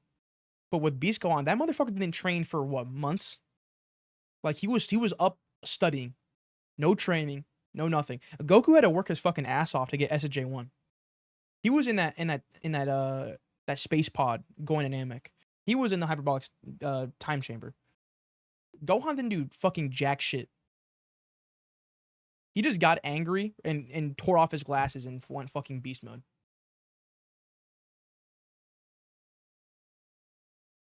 Like, why is superhero hated? No, I don't think it was ever hated. Broly was hype. I like the hero movie as well, and the CG was really good. Yeah. At first, I was kind of apprehensive about it, and I thought it wouldn't be... Like, I don't know. I didn't think I'd like it, but I did like it eventually. It just has to grow on you.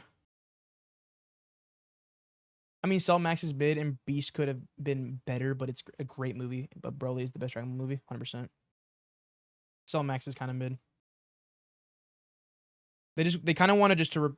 It was such a, like... If you didn't watch Cell versus Gohan, you wouldn't have really enjoyed the movie as much. Because it's just a rehash. It's just Cell versus Gohan again. And then they did like the little snap thing that they did in, for SSJ2 Gohan. I definitely got that one, okay.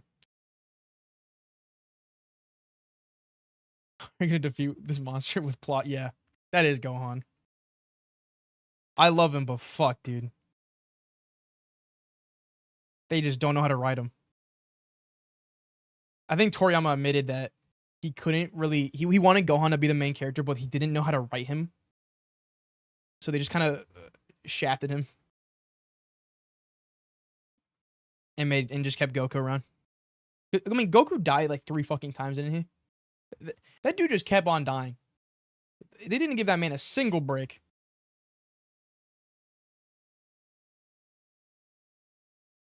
Fuck.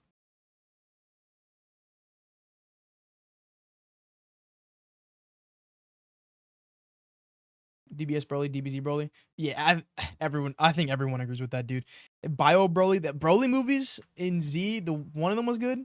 But then you watch Bio Broly, holy, that fucking, it is garbage. But I don't think Toriyama wrote those. I think they were just like money printers.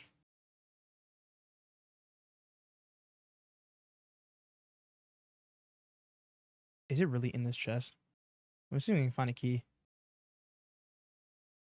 I think that just a problem with modern Dragon Ball is that they have way too many Super Saiyan forms. Yeah. Yes and no. I think once they started leaving the Super Saiyan... Okay. I think once they started leaving the actual Saiyan forms, it kind of got messy. Like, they have like 14 different alternate versions of Ultra Instinct.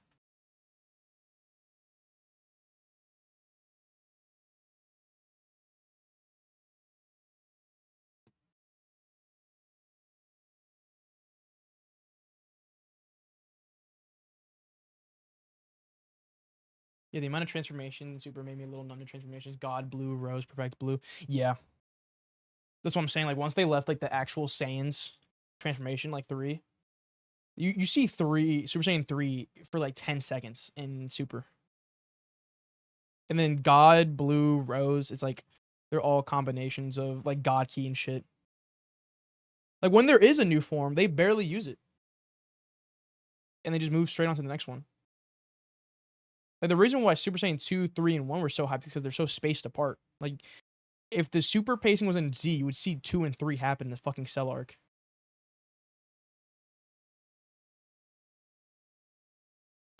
Who is the best Dragon Ball waifu?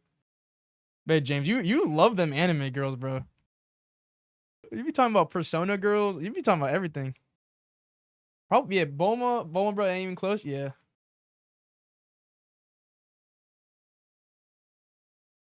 God Key's such a cool idea of progressing power, but they wasted it so much. They waste a lot of the potential for most of the transformations.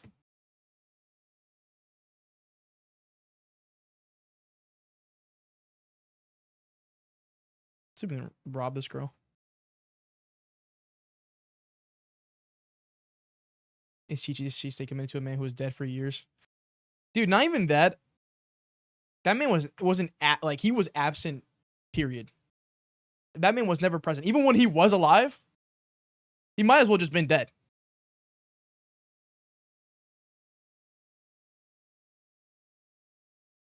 What can I use his key on?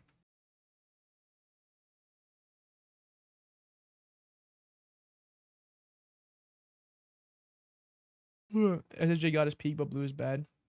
Except Mastered Blue, the form is great. See, that's a hot take I've always had that people didn't agree with me on. I actually liked Blue. Although, I think the way that it was introduced was kind of lame. And I think it's just an animation issue. It was so low impact compared to, like, other transformations. Super Saiyan 3, you had Goku charging up for however how long. Just to fight Boo. SSJ 2, you know, Gohan was watching his friends getting fucking mauled and ripped apart. And then Blue just kind of happened. Didn't it happen with Frieza?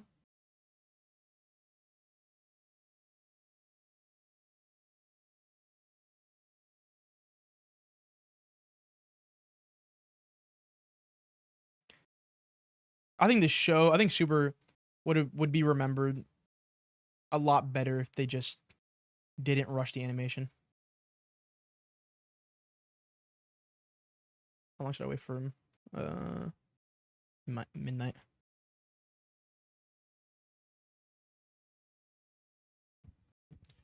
Red God should have been the default for Super. It looked badass and it's pretty hard to pull off. Could have been used strategically throughout the show. Yeah. The default for Super, I think, was just Blue. You never saw, like, Super Saiyan 2 or 3. Oh, shit. What the fuck?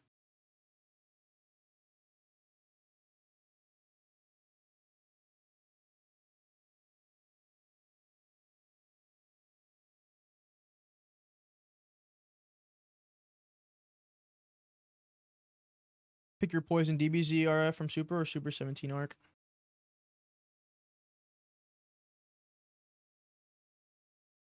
GT is not a good show. It's a bad show, especially for the baby arc. See, I had a friend who fucking loved GT and hated Super, and we would always debate, and I would always call GT garbage. Now, to be fair, I didn't watch the whole show. But I think the only thing that I loved from GT, and they did bring it to canon, was SSJ4. And it was non-canon for the longest time until they introduced it in Daima.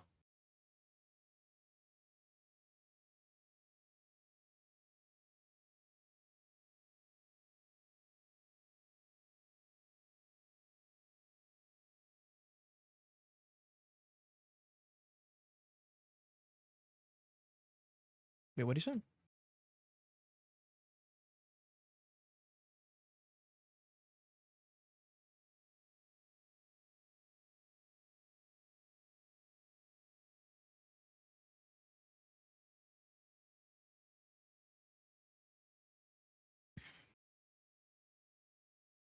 GT's not a good show. It's a bad show except for the baby arc. Instead of Imagine, boo, they should have went with Imagine. All right, bro. Didn't what was the name of the kid who reincarnated from Boo?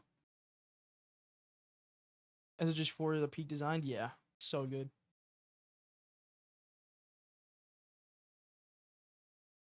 The Omega Shenron arc is unironically a cool arc in GT, in my opinion. Wasn't Omega Shenron like what was it? It was like, wasn't it like intergalactic Dragon Balls that come from different planets or something? Or was it something else? Or was that Super Shenron? Oob, yeah. Thoughts on Saiyan Scholar, aka the biggest GT fanboy? I don't know. But he would probably hate my ass.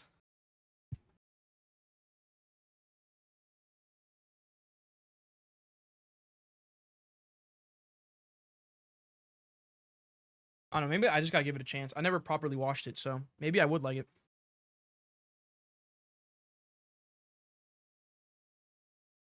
And they basically did the same thing in Daima with the whole kids thing. They all got transformed into kids.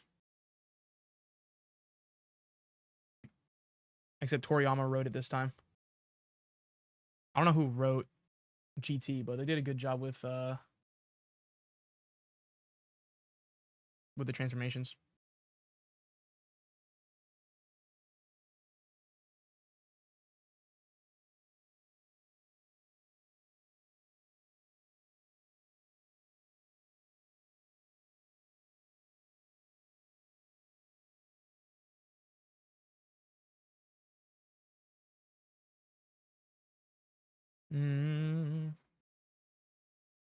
SSJ4 Gogeta or Z Gogeta? Both non-canon.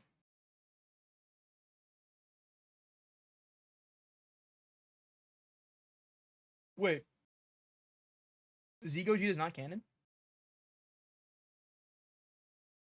Thought it was. Probably SSJ4 Gogeta.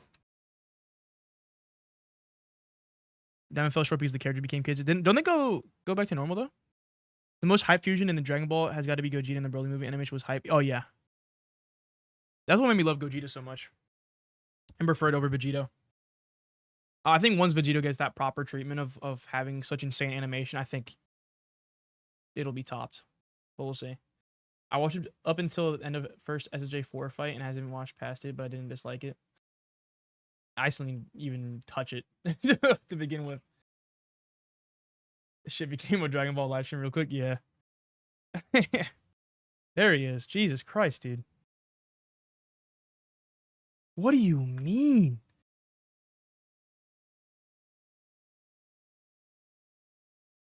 We're here. At the time. Nah, Z Gogeta was in the Gemma movie. Was it Vegito versus Boo then? Instead of Gogeta?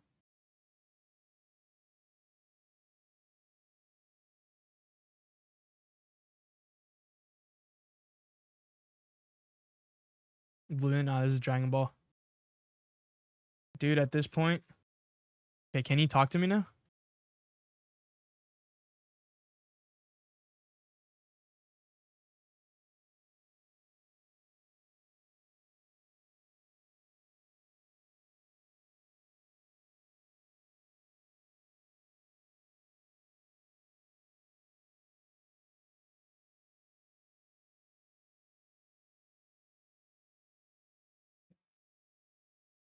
There we go. I got the quest.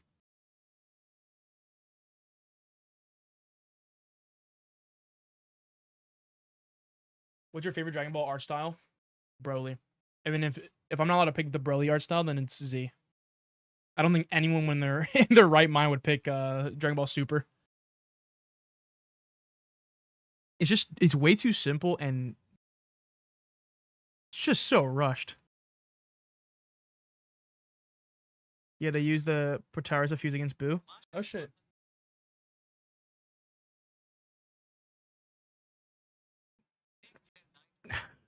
Thanks, Marshall. You have a good night. Really appreciate it, man. Thank you. Yeah, they used the Potara's to fuse against Boo. Yeah, it was Vegeta then. I thought it was Gogeta. I don't know why. You have the coldest and nicest pillow, Marshall. I like how now Oishi draws the characters. Who would that be? Who does that person draw?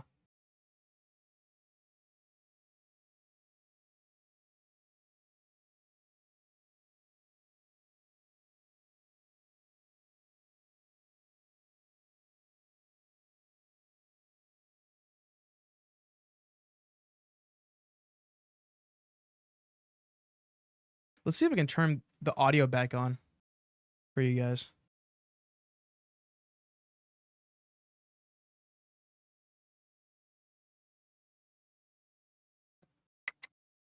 Let's see. Audio.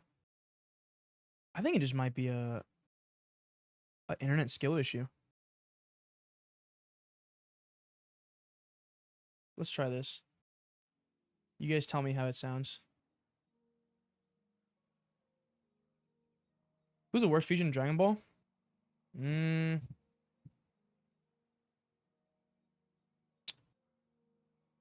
Probably fat Gotenks.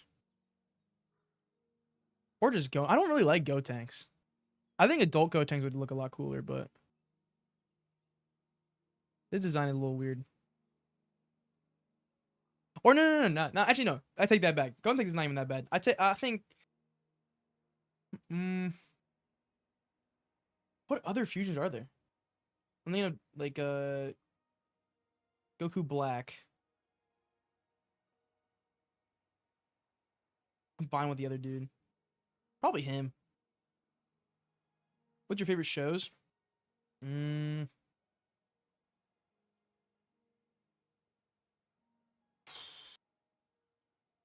Probably Dragon Ball Z. I don't really watch a lot of shows.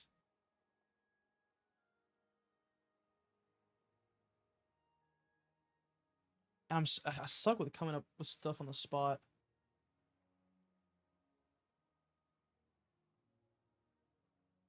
Honestly, just anything that's mainstream. Just the basic shit, like Breaking Bad and stuff. I do want to consume more media like that, which sounds weird, but I rarely watch like a lot of movies or shows, but I think it's kind of limiting my view on media in general.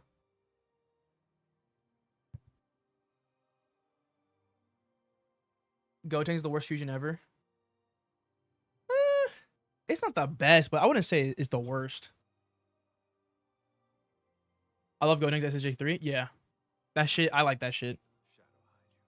He looks weird when he's not in SSJ3. Arcane's pretty good. Yeah, I loved Arcane as well. I think, and I'll die with this opinion. I think season 2 needed a couple more episodes. I think it needed 3 more to really like hash everything out. It had so many moving parts, and the ending's not bad. The ending that we got, I liked it, but it definitely did need more time in the oven.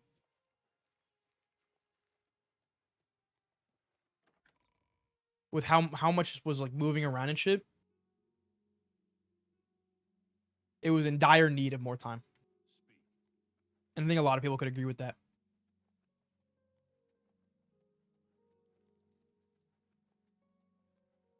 Also, adult Gotenks we see in the badass one when they fucked up in the superhero. They only fucked up just so they could give Gohan and Piccolo more plot power. Only reason. They got plot on their side every single episode. Every single moment. What's your least favorite shows? Yeah, I can barely come up with my favorite. What is it, citizen?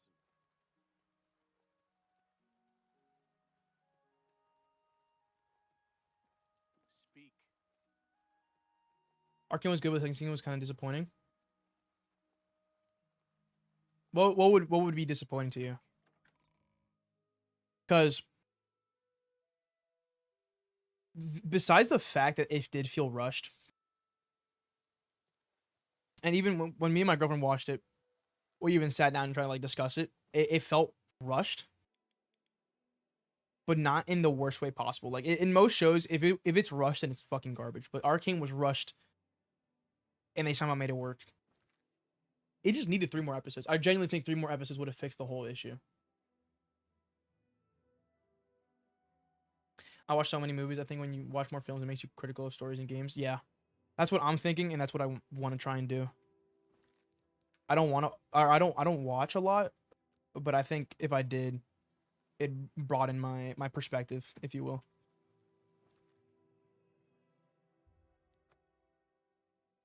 The last 3 episodes just had character death after character death. Yeah. I'm glad that Victor and Jace died. I think that was the only way to go out to fix our mistakes. But I don't know, there's just so much like who's that little girl that everyone was crying about that was like sisters with Jinx? I think she was kind of not pointless to plot because she's what humanized Jinx. But they could have handled her a lot better. And she just kind of felt like plot, if that makes sense. I see you are with the Gray Fox. Do you need a fence? The writers really knew what they were doing. Yeah, they were really fucking good. But definitely could have cooked up a little bit more. Bruma is a perfect town for a Nord man of leisure. Bracing mountain Thoughts on Avengers Endgame? It's overhated. Well, I don't think anyone hates on Avengers Endgame. At least I haven't seen anyone hate on it. It's kind of like the last few good Marvel films. Endgame and Infinity War. I completely I think most people lost interest in Marvel after those movies. The only thing I'm looking forward to is Spider-Man. And that's just because it's completely separate from Marvel, at least in my mind.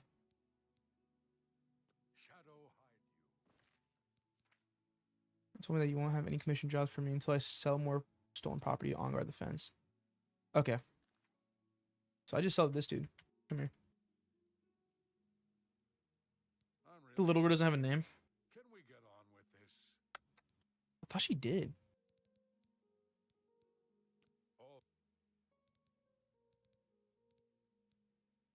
You got some hot property? Have you watched Sinners? No, but it's on my watch list. I saw Michael B. Jordan and immediately was like, yeah, I gotta watch this shit. I think once it comes out on streaming services, I'll watch it.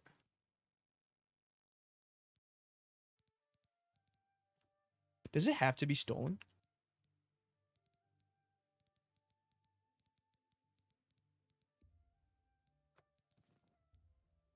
You've made a fine... I think...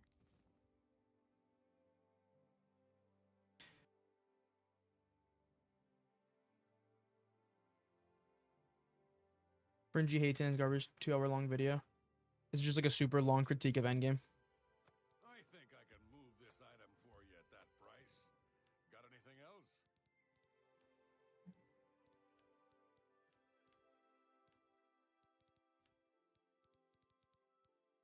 Thunderbolts is a really good movie. That's what I heard. It's like kind of mixed. I hear a lot of people call it good, and then there's a lot of people that thinks it was kind of bad. But I do want to watch that eventually too.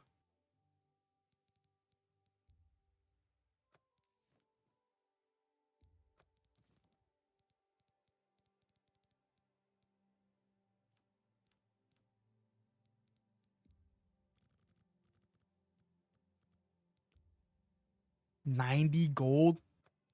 I'm fucking broke, dude.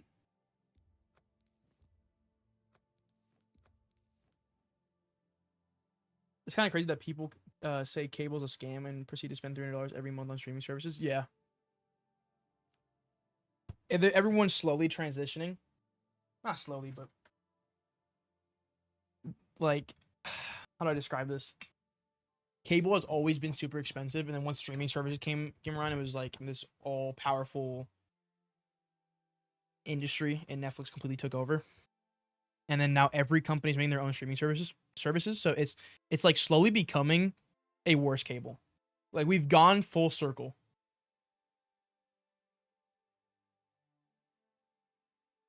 And this is why I endorse pirating. But now that every fucking company, because like every company's making their own streaming service, I'm not gonna give them all my money. Netflix is already $20 a month. You're doing that with like 10 different streaming services, or like, that's a bit hyperbolic, but like 5, 6. Hell no. No one's got that kind of money.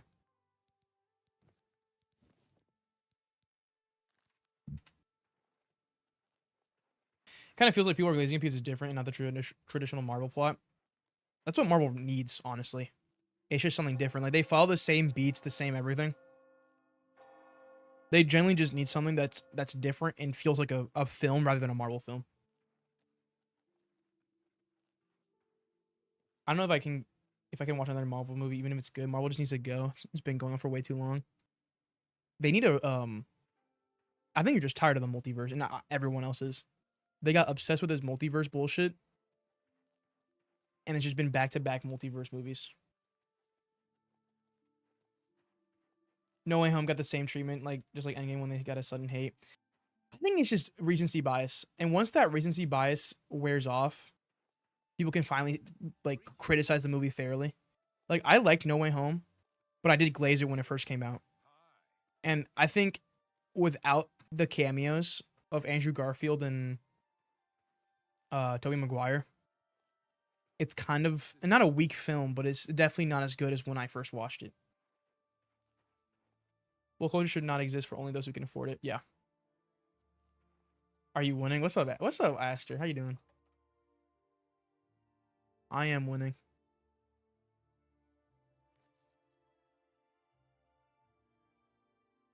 Also, originally I was gonna say No Way Home is better than Spider-Man 2, but I think which is better.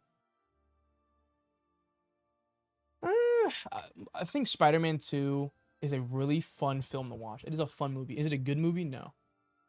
Which is a extreme take that a lot of people won't like. Okay, I wouldn't say that. It is a good movie, but just not as good as people claim it to be. They treat it as this like superhero movie holy grail, which in reality it's not. Like, it's just a decent movie. A very funny movie. Everyone is doing the multiverse thing. Yeah. Everyone just needs a full reset for multiverse. That shit is overplayed, overdone, and needs a break. Oh, let's see what's subscribing. Hold on. I can barely see it. Thank you, Galaxy Man, for subscribing. Good, UP. I'm sick though after a long week. What you got sick with?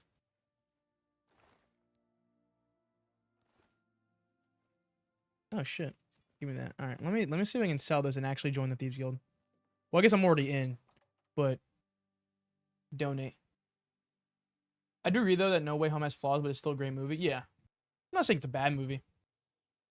I remember being extremely annoyed at all the fan service in No Way Home, especially because of how I didn't have anything besides the fan service. Yeah, no. When I first watched it, I was glazing the shit out of that movie, but the more you watch it, and which is why you see a lot more hate videos, the more you watch it, the more you realize that the movie is kind of carried by the community and that like collective experience that everyone was having in the theater and seeing their favorite characters back on screen. Like, half the experience was just seeing everyone's reaction during the theater. I wish multiverse wasn't as hyped as it is now, which seems clearly the general consensus, but it sucked because it was done right, and now it's far from that. Yeah. I think the more, and because at first it was really cool, right? Because you'll see a bunch of different characters, like the Spider-Verse. You know, Spider-Verse movies are great, and I think that's when I think the first multiverse movie was Spider-Verse in the Marvel catalog. I might be wrong though. That was great. They did the whole multiverse thing. Like it surrounds the whole movie. It's the whole gimmick. But then you got fucking Doctor Strange Multiverse of Madness. I didn't like that movie. I'm gonna be honest. I was laughing at moments that shouldn't be laughed at, and I thought the movie was kind of dumb. Spider-Verse made the multiverse popular, and a lot of suits saw that success and want to copy it. Yeah. That's exactly what I said. I haven't even read your comment yet. Yeah, but I completely agree. Also, you are wrong. Spider-Man 2 is peak. I watched it after No Way Home and shocked at how good it held up. Dude, no, I'm not saying it's a bad movie. It's a hilarious movie. It's a good movie. But people do glaze it. They treat the first 2 Spider-Man movies as God's work. I do enjoy them though. Like I'll watch them any day. I'll be fucking giggling and shittling. I hope they cook with brand new day movie except for the comic. Expect for the comic. The 4th Spider-Man movie, if they can exclude any of the multiverse shit and just Marvel movies in general and how they tie in, if it just can be a standalone film, it'll be great. If it's not a standalone film, I'm kind of worried about it. Multiverse of Madness is one of the worst movies I've seen in a while. Yeah. Dude, seeing that third eye CGI was genuinely painful. That shit hurt to watch. I was dying laughing. What can I sell? What was the... I got like a potion.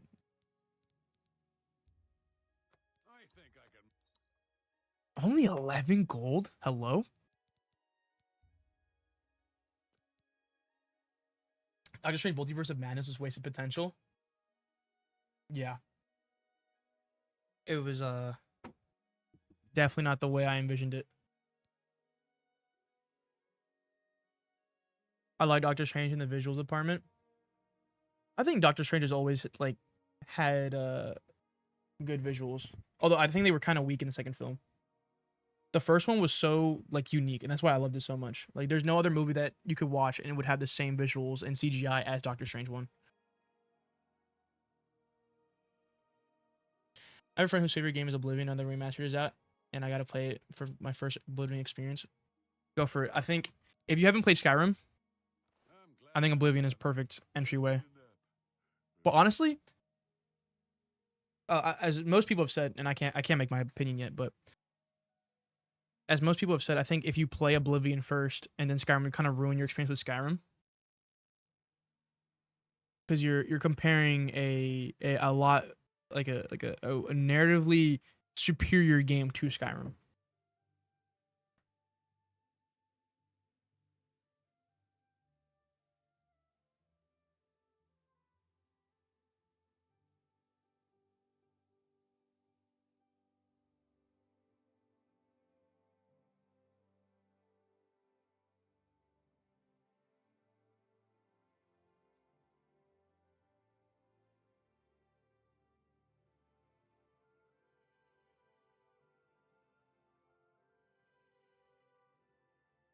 Oh, my mic was muted again. Jesus. Have the Doctor Strange movie could have been avoided if Scarlet Witch and Doctor Strange talked for a while. No, literally. That's not even a wrong statement. I was thinking that the entire time. It was just like so like plot. It was just such a fucking movie. It was such a movie. Like everything had to go a certain way because of plot. It is going to be a non-multiverse movie and it's going to be focused on Chameleon. I hope you're right. I'm tired of the multiverse shit. I have no idea the plot, which is probably a good thing. I'm really bad at going into games blind. Yeah, completely going blind. I'm enjoying this game so far, even though it's kind of like a background because I'm talking to you guys. But I can definitely see the appeal and in the world and then in the characters. The Oblivion remaster got me hyped, so I started my first OG Oblivion playthrough. This game makes me excited for Elder Scrolls 6. Because if the game can look like this or better, then that's promising. But at the same time, it's modern Bethesda. And modern Bethesda has some trouble writing or just giving you player freedom. Like, the more games they make, the less freedom they give you. Taskmaster is my favorite character in fiction. And when I saw the MC version, I was the Homelander meme in the cinema. I heard he got shafted very hard in that movie. Like, he has like 7 minutes of screen time. But I might be wrong. All right, bro. Damn. Give me a fucking death stare.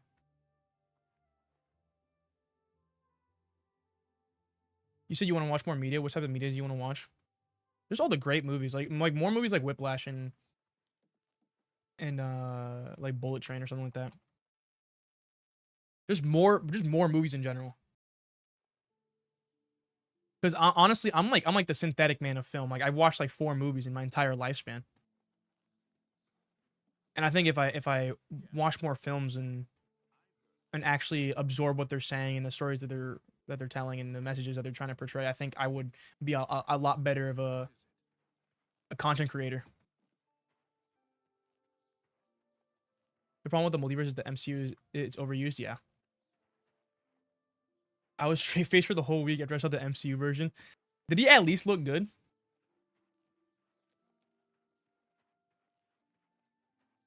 Because if they got the design right, then maybe you could excuse it a little bit. And the audio is not even on. Hold on. Game capture.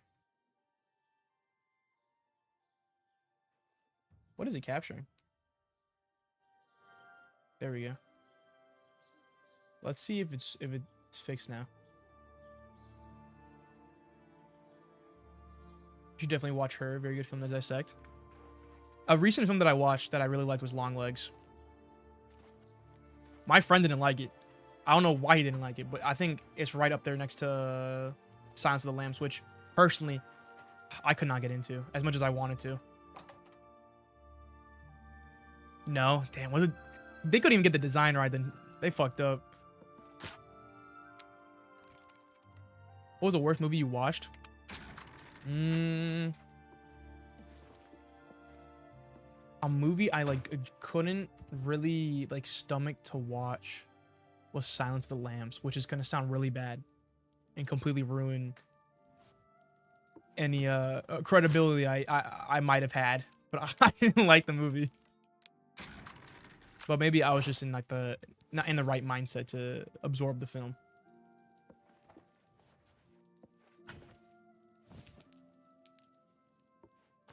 In the comics, he's a cool guy, and in the MCU, it's a girl with almost 0 screen time. Are you serious? Dude, they could have just copied the Spider-Man PS4 design, which I think everyone thought it was cool.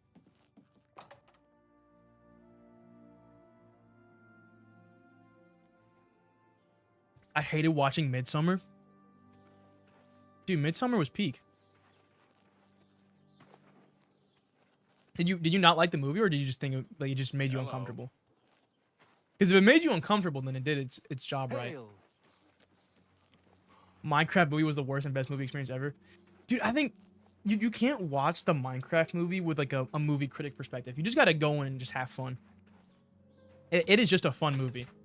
And it's good that it doesn't take itself seriously. You know what I hated, and I called everyone out on this, was the fact that they wanted to make the movie animated. I'm sorry. I would have not watched the movie if it was just animated Minecraft. If I was watching a fucking 1 hour long film of the Minecraft story mode, I would have not watched that shit. The fact that it's live action makes it more interesting. Which usually is not the case. Because they made Spider-Verse live action. I wouldn't watch that shit. But Jack Black definitely sold the show. If he wasn't in the movie, that movie would have flopped. Did we watch it together? What, Midsummer? Or Silence of the Lambs?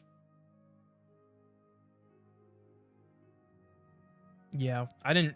We did watch together. I wasn't listening to or watching fucking Silence of the Lambs. I could not handle that movie. It's the most creepy movie in the universe.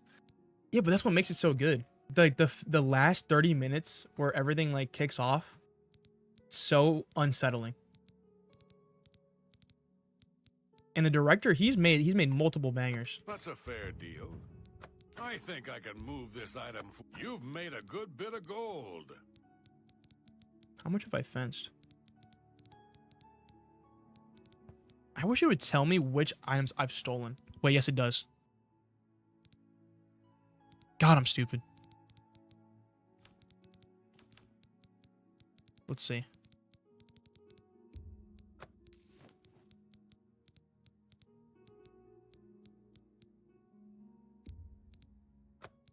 Yeah, Midsummer was definitely one of my top movies, though.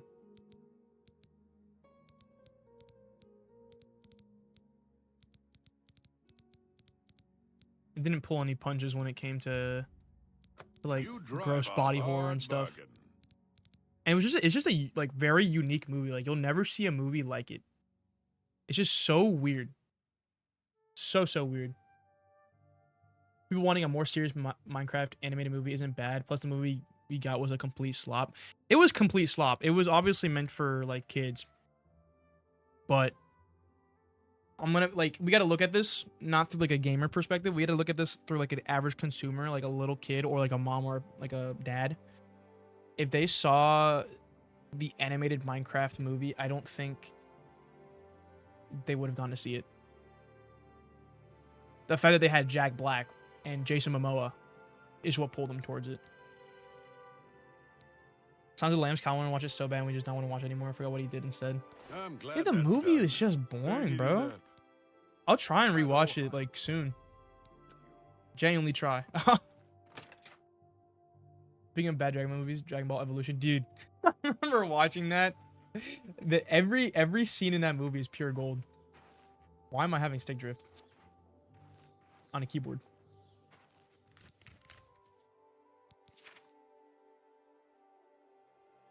Thank you, Archangel of Death, for subscribing.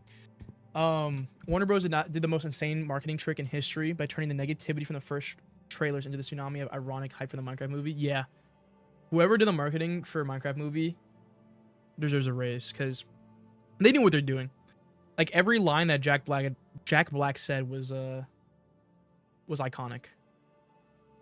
And it ruffled every teenager in a 500 fucking mile radius to go watch it. Like, that is the main reason why it sold so well.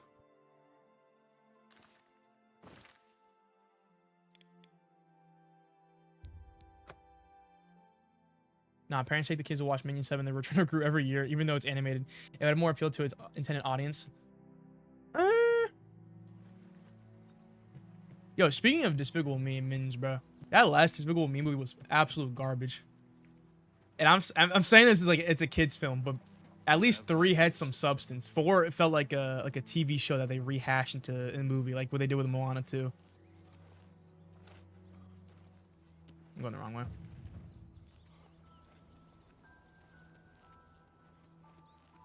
It would depend on how it's animated, because I feel like a lot of animated films, if they're not unique like Ninja Turtles or Spider-Verse, they have like this same plasticky feeling, like an Illumination movie.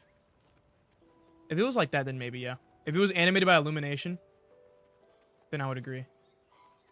It would just depend on how it looks. Like Mario movie was kind of basic, but it worked.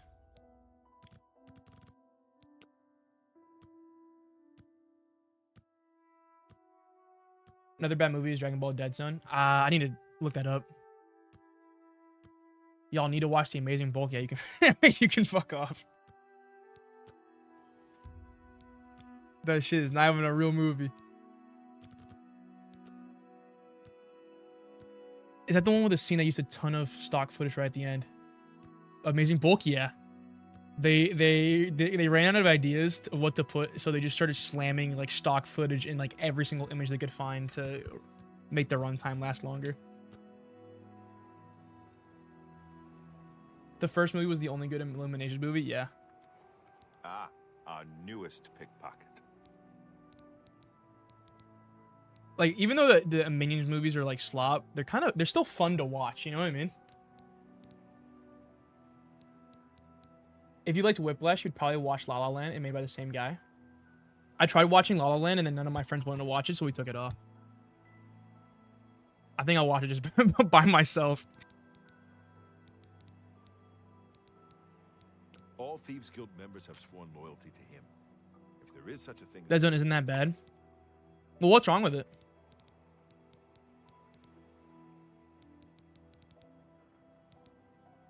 the Gray Fox has asked me to take care of a problem.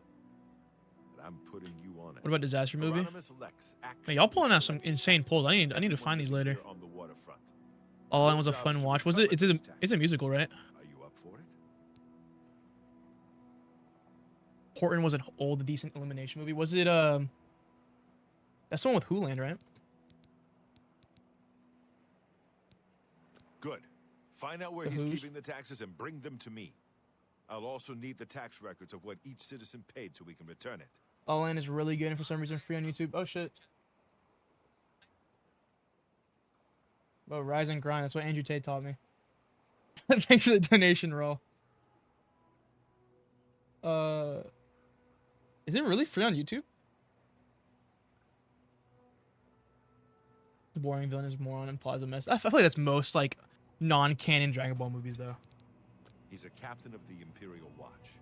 He is pursuing a personal vendetta. La La Land against is a the musical. Thieves Guild and the Gray I'll definitely Fox. watch it. I've had it on 2 my years ago, backlog for the longest time. I I have made like a a fool out whole. of him when he I'm on tried to Streamio, right? arrest me. Lex has Because I never pirate all my forgotten. movies because I'm broke. And I have like a 2-minute list you can just scroll down on all the backlog movies that I have that I want to watch. It's 6 p.m. for me right now. It's 11 a.m. for me. I'm at EST. It's free with ads. I don't need that.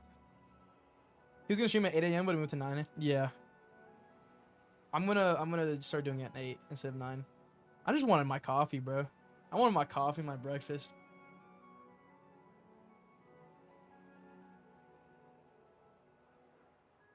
We can do a disaster movie watch party. It depends if they let me stream movies, because I know that if it's a paid movie that'll literally just be pirating. If I just stream it to people. The only thing I remember about Horton is that the mayor of the little guy was voiced by Zelensky. Are you serious? Is that a real thing? There's no way. Was he prime minister at the time? Oh shit, I think it might have been moved to no longer free on YouTube. There's other rushing you can go through, it's low-key worth it. I'll definitely watch it. I want to watch my most like want to watch movie is probably this is like movie called something Magazines. Or is it's just this wannabe Mr. Olympia that has insane mental illness. I want to watch that one the most, and I think I might watch it tonight. I'm a cinephile. I can give you like 100 recommendations. Give me your top 5 right now. Hot take: Sharknado's amazing. I think I watched like 10 minutes of that movie. It's a good mad movie. Shadow Hunt. Did you?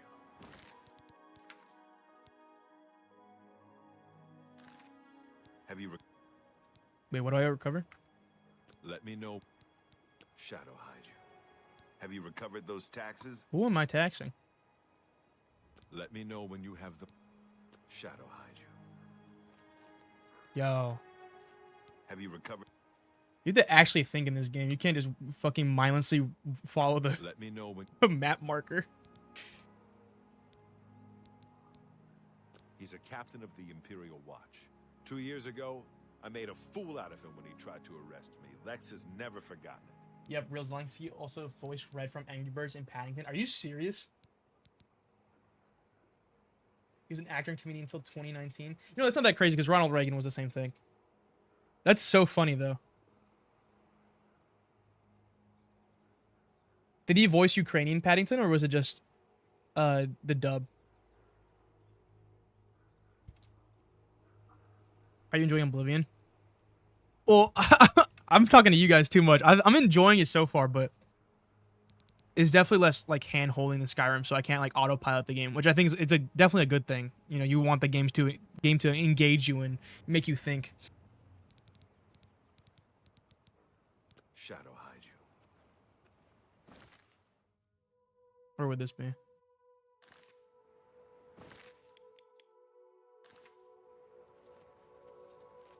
Bro's not really playing Oblivion. He's just talking with the chat. Yeah. I'm trying, man. I can only have my attention on one thing.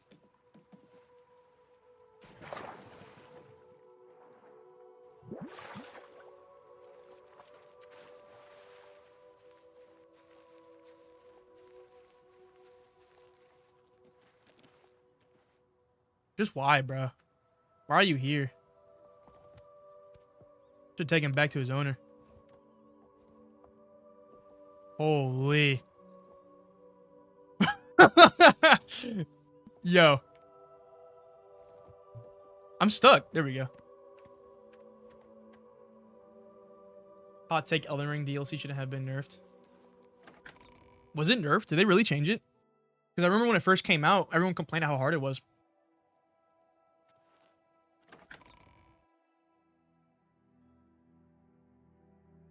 And there were so many people debating on whether or not that it should just stay that way. Where am I trying to go?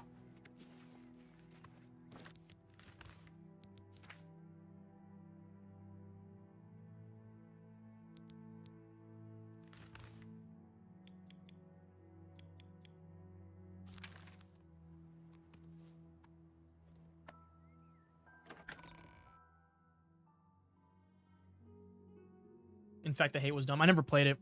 What is it, citizen? But everyone was complaining that there was like a way too big of a difficulty spike. But it wasn't it just because there was like a new system implemented to make you stronger? And people didn't want to use it or something like that?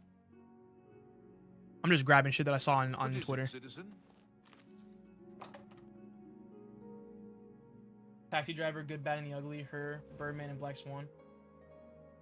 Taxi Driver makes me think of Baby Driver, which I want to watch as well. So many movies I want to watch, but like every time I sit down and watch a movie, I feel like I'm wasting my time. But that's the same thing with video games nowadays. If you're like not constantly being productive, then it's just a waste of time. But that's just not true. But it's an unhealthy mindset you just gotta get rid of. It is okay to consume once in a while, you know. You made me think hard for the top 5 for a second. What's your number one? Would it be Taxi Driver? Didn't they nerf regular Elden Ring when it came out? I don't know. Well, pour one out for the new Skate. Yet another series from the down toilet because A wanted to make it Fortnite. What's up, Pip Pip? You're the Skate guy. You fucking love those games. What is it, citizen? Where am I going, bro? I liked how hard it was because people said that the Elden Ring was too easy and people were cheesing through the game. Kill Bill is really good. See, I know about Kill Bill, and I haven't watched one either. And I think that the people cheesing through Elden Ring were just using like a really broken magic build. Like, of course, that game was gonna be broken, or too easy. Like, if you want to just play easy mode, just play with magic. But then there would people that would call you not a real Elden Ring player if you did magic. I did a guts build. So it's just a big ass sword, and I never used the summons either. Just to avoid the ridicule, if you will. Because the summons definitely made the game a lot easier. Just summons and magic. I'm just going in circles, man. Where the fuck is his... There it is. Okay. I understand it now. Probably her, but that may be because of recency bias. What's it about? Like, what genre? Last fight when the movie was anticlimactic. I know Kill Bill mostly just because of the soundtrack.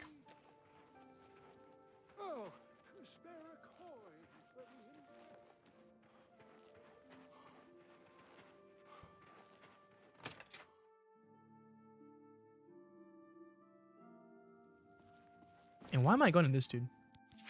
I don't have it tracked, I think.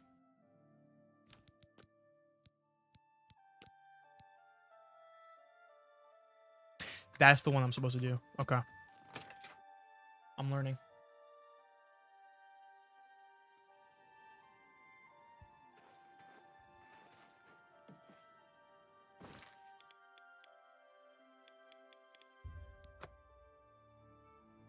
last 30 minutes in Good, Bad, and Ugly were peak cinematic experience.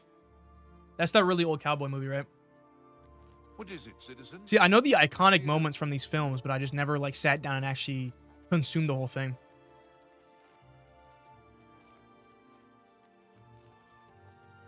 And I do recognize the impact as well, like,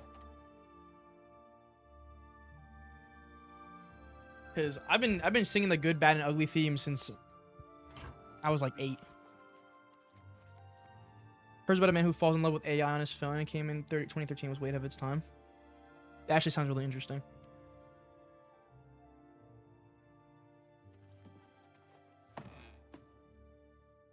I'll definitely put on my watch list. I never heard of it.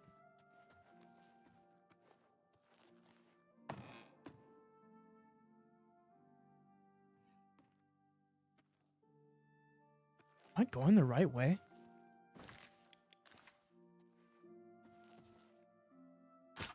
Oh. It's all over, Lord. Oh my God. Free is at an end. I'll take any stolen goods you have. The next move is yours. Pay your fine, or I haul you away. That's £2.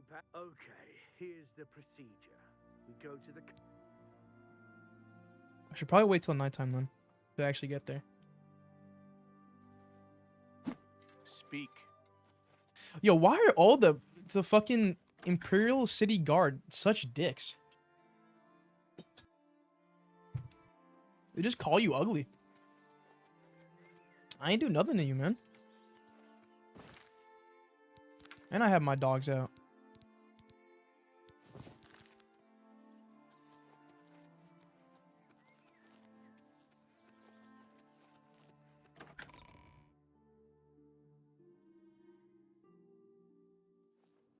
Or makes you feel very uncomfortable from how real it feels.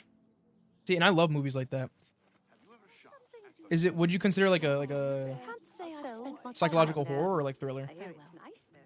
Because if it's any movie, it's like the same genre as Long Legs, which I think that was the last film that I vividly like really loved, then I'll 100% like the movie. Because I kind of think that horror right now is in a golden age. And which is, it would be kind of crazy to say a couple years ago, but right now it's not too bad. Like I like the horror movies that I've been watching recently. I never even thought I'd like westerns until I watched Django Unchained and became my favorite. Or like cowboy movies. I'd rather have someone else just prepare it. I'd hate to have to take time. How do you do? One movie that I do want to watch is Old Country for what is is it No Country for Old Men? Something like that. I really want to watch that movie. What is it, citizen? Speak. Alright, I have to go. I need to chop some firewood. Love your videos, by the way. Thanks, man. Thanks for coming around. I better see you next stream, Boba.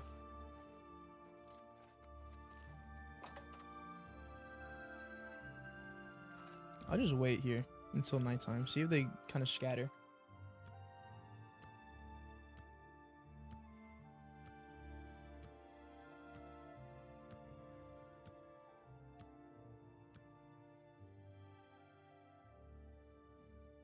You're definitely not.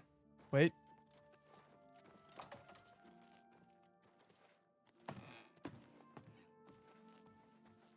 Okay. He went up there. Am I supposed to be going up here? Or am I doing this wrong?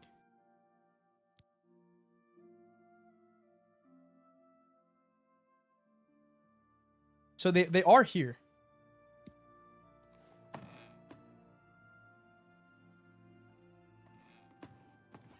Restricted area, citizen. What seems to be the... He's that thief that... It's true what everyone is saying. Combat...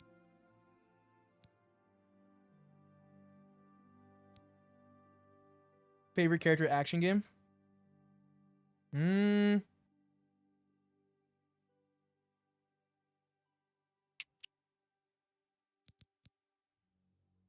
gotta give me a list.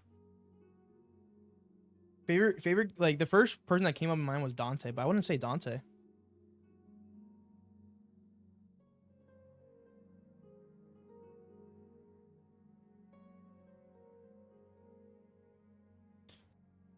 Probably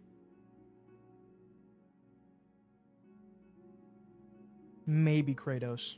That's hard. There's a lot of good characters.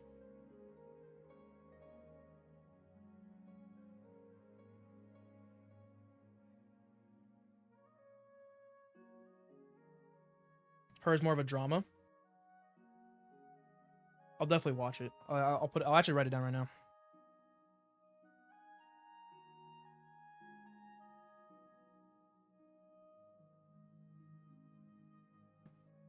I've heard Companion is good. It also came out this year. What genre is it? He's supposed to be the head of the Thieves Guild. Oh, what a Do you like shame. old or new Can you Kratos? imagine a bunch of thieves New Kratos. trying to form a guild? And a lot of people will disagree with that, but I think his growth as a character is Love him. a lot more relatable than him fucking screaming every 2 seconds in the original God of War games. Carry on. See, and people What is it, don't sir? like it because they made him more human, but you tend to grow softer when you have a kid and a wife, you know? It's just inevitable, Farewell, and I think it's just realistic, and people didn't like that.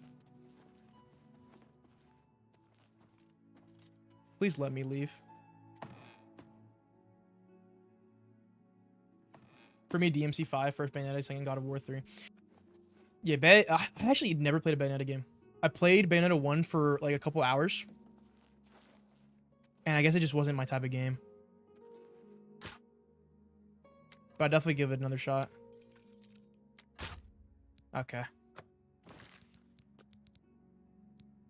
Yeah, let's load outside.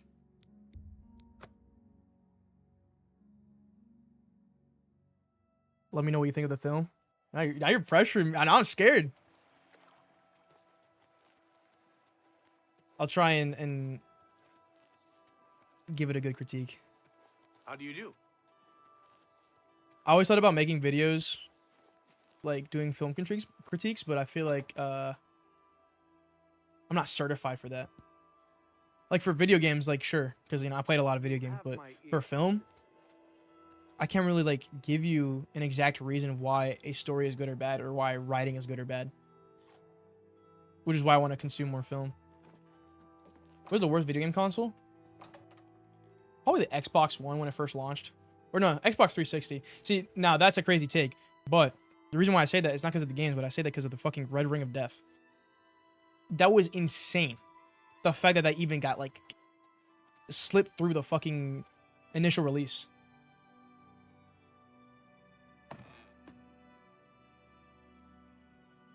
I would play more games if I had a job, if it's possible to get one right now. Hey, Jimmy, you better censor that word next time, bro. You're getting banned. You gotta, it's J*B. You're scaring me, man. You're giving me a heart attack every time you type that. Honestly, just pirate them.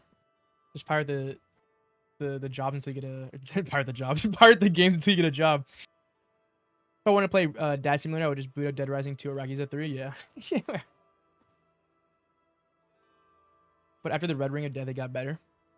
Yeah, but that's just if some shit like that happened in modern day, if that happened in 2025, no one would think it's funny. Like now we're looking back on it like, yeah, what a goofy thing for Xbox to do. But if that shit happened now,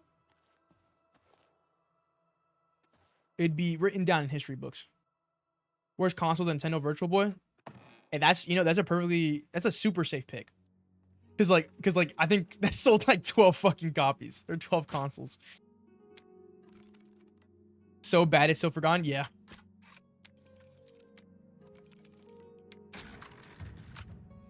I think I'm going the right way.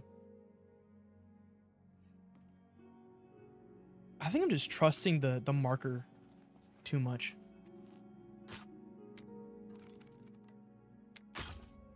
Okay.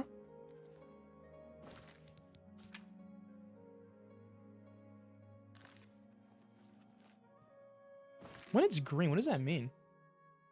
Kinect was the worst thing Xbox has done. But you know what's crazy? You'll still see the Kinect being used in modern day hardware. Like, you'll see a Kinect in some of the doctor's offices. And I think what Microsoft was doing was very cool, right? But for some reason, they thought, yeah, let's market this as like a gaming thing. They could have easily just sold this as like a different kind of equipment or something else, but they decided that the best course of action was to use it for gaming, which is fucking stupid. Because they really tried to make it like the future of gaming where we're going controllerless. But I don't think that'll ever happen until we reach SAO levels of virtual reality.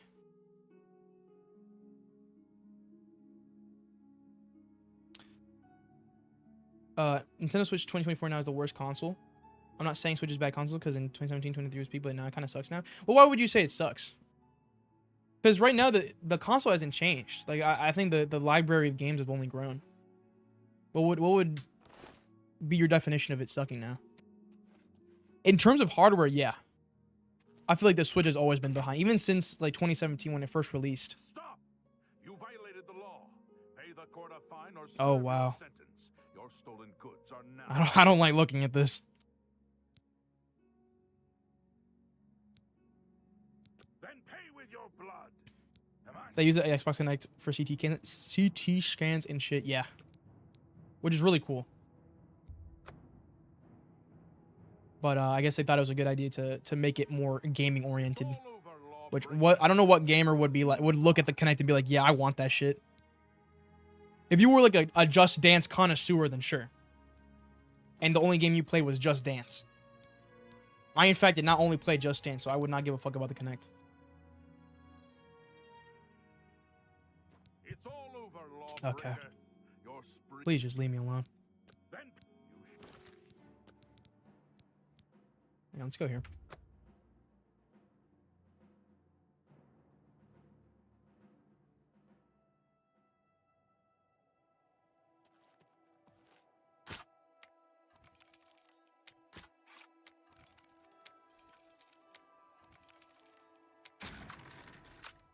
I'm slowly learning how to actually lockpick stuff properly. It's a lot different from Skyrim. There are a lot of garbage ports. Some Nintendo Switch games in 2024 are good to bad, and it has the worst port of Fortnite. Okay, to be fair, I would say that's like up to a hardware issue. I think once the Switch 2 comes out, a lot of your complaints would probably be fixed because they're actually not using mobile game hardware for once. I wouldn't judge the whole console off of just the ports.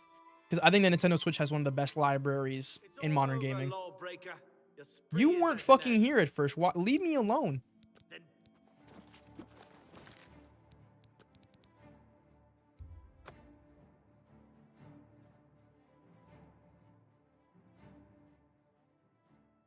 I remember when people had Kinects as mics on 360.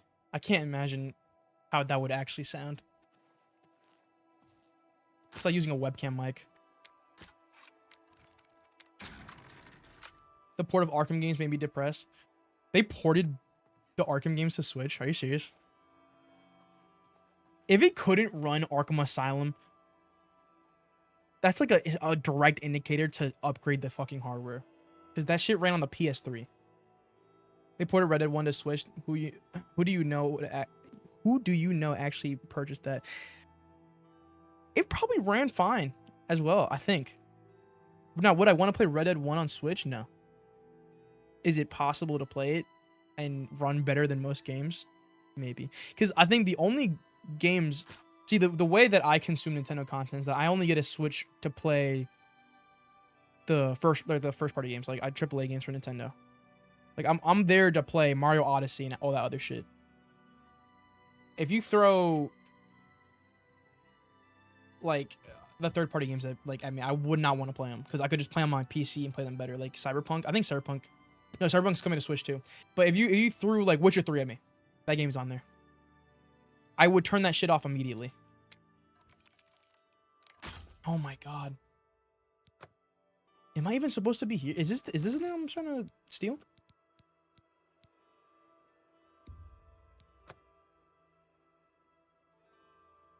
But I'd rather just get a Steam Deck than a Switch too, because I'm selling the Switch for a Steam Deck. 100%. The Steam Deck can play pretty much almost anything. The only problem is with modern games, but even then, I wouldn't want to play modern games on portable hardware. Like if I'm gonna play an immersive experience, I would want to be at my desktop with like super heavy graphics. And I love my Steam Deck. That I have the white one, and it to show how much I valued that console and what it did. And you can play Switch games on it too. Now, does it run the best? Fuck no. But does it run? Yes. And it sometimes can run better than the actual Switch, like Breath of the Wild.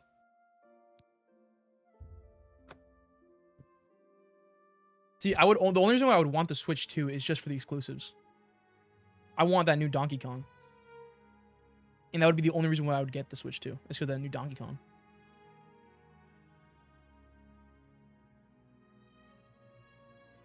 Do you think Nintendo should make less gimmicky consoles? No. And the reason why is because Nintendo is known for that. The whole like shtick of Nintendo is that, you know, PlayStation has the PS1, 2, 3, 4, 5. Xbox has like the Xbox 360, Xbox One, Xbox Series X, all this, like it's like the 1, 2, 3s, you know? And what you come to expect of Nintendo is like they'll always try to like shake things up, even in their games. Like their games and their consoles, they don't want to stay on the same thing, even if it makes them more money. Which I'm saying this as they're making a Switch too. And obviously they love money. I mean, look at the fucking game prices, but holy shit. They'll always try to make something a gimmick, no matter what. And that's what makes Nintendo so unique. I'm praying that an emulator for the Switch 2 game, Switch 2 comes out quickly so I can play that Donkey Kong game. Dude, you're gonna wait a long fucking time. Like, they took down Yuzu and Ryujinx for, like, the emulators for Switch 1. I can't imagine how tough it's gonna be to make an emulator for Switch 2. And if they do make it, it'll take years. Like, we're just now getting PS4 emulators.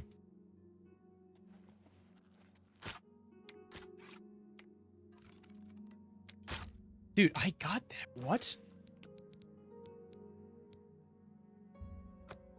Like, playing all the Yakuza games in bed is magical. People can judge, but I'm getting a Switch so I can play the new Mario Kart. Yo. Are you gonna get the online version or the physical version? Because I know the physical version is gonna be $90.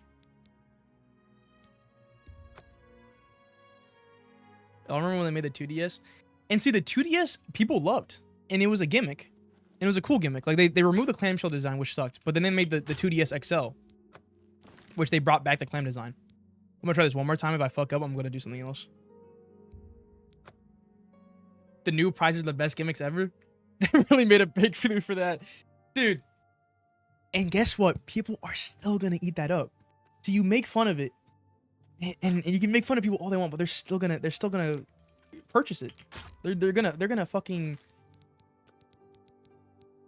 eat that shit up, no matter what. They could set those prices, they could set those bitches to $300 and people would still buy it. I'm always like a power for the people kind of person, you know? Like we have the control over everything if we, as a collective, work together. But gamers are very, like, gamers don't work like that, you know? Oh my god.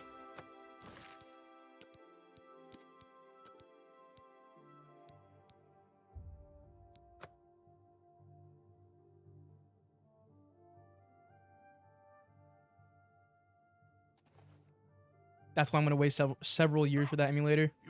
Dude, I don't know. I don't want to wait that long to play that new Donkey Kong, bro. I'm saying this as if I have the money to get a Switch 2. That shit's not happening anytime soon for me. If I had the option, then yeah.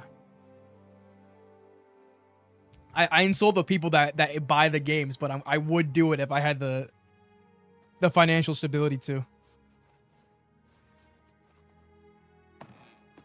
But not because I'm a Nintendo show, but because Nintendo genuinely makes some of the greatest games ever.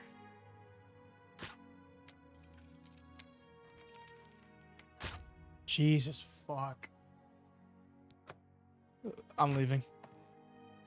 My friend's gonna buy the next Nintendo console knowing full well it's a bad choice. Like, I can't with gamers. Yeah. That's most, if not all, people.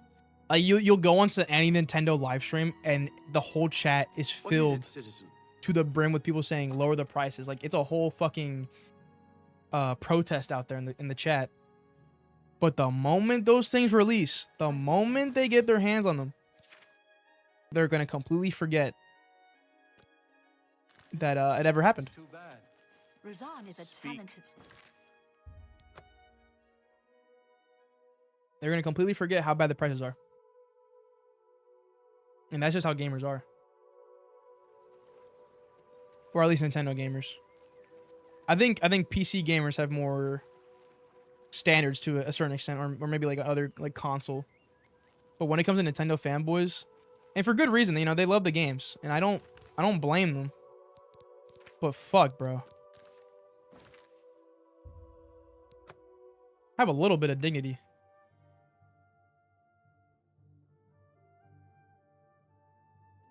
But honestly, again, I say all this shit, but if I was rich, I'd be buying that bitch right now. I can talk all the shit I want, but I'd be right there waiting in line with them. I bought a whole new PlayStation 5 just for Ratchet and Clank. Now I barely even use the console. Yo, you know what's crazy, Pip? I bought a PS5 just to play Spider-Man 2. The game was mid, and I'm about to sell it soon. I think I'm selling either tomorrow or today. Which is so sad because I was so excited to have a PS5, but I feel like there's just not enough good games to warrant keeping it. Spider-Man 2's on Steam now. God of War Ragnarok is on Steam now. I just feel like there's no point in me having it when I could just play it. And Final Fantasy 15, I fucking love Final Fantasy 15. I platinumed that game on PS5. It's on PC now, so what's the point of me having it? And the not only are the exclusives kind of like very little, they're also just not exclusives anymore. They'll be on PC in a couple years. And now that PlayStation has lost the contract with Square Enix and Final Fantasy, I think every release is just going to be on PC now. I don't get how people make fun of others for protesting the prices. I think the only people you'll find making fun of people for protesting the prices are like D1 Nintendo shills that will suck Nintendo's cock for the tiniest bit of content. String him up when they catch him. He's a slippery one, though. Like the my life is a video game kind of people.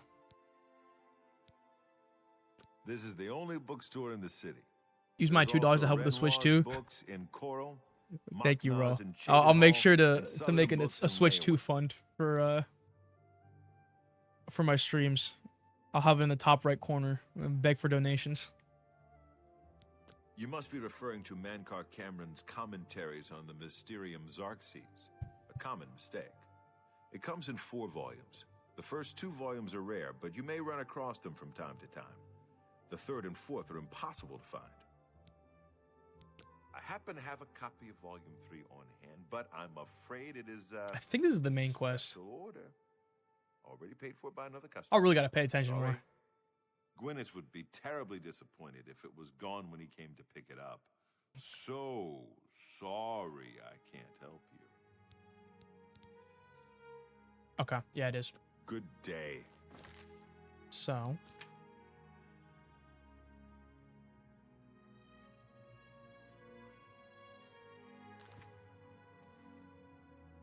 What? Why is everyone a dick in this game, dude? I wish I had one, but I have never even Can we get Synth a Switch? Yo, Synth can fuck off. Synth is, I guarantee that dude's gonna call the new Donkey Kong and Mario Kart woke somehow. He'll figure it out. I mean, Kyle's already bitching about how the monkeys don't have tits, so I think it's not even that crazy to think about. I'm afraid I couldn't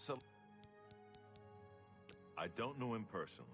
As for those galaxies when you stream on multiple platforms, I'll become a TikTok NPC and start begging for roses and shit. As a matter of fact, he's already late for his appointment to pick up the book. Feel free to wait for him if you want to speak to him yourself. All right. Good day. Can they just steal it? Pickpocket, pickpocket, guard your purses. Go on.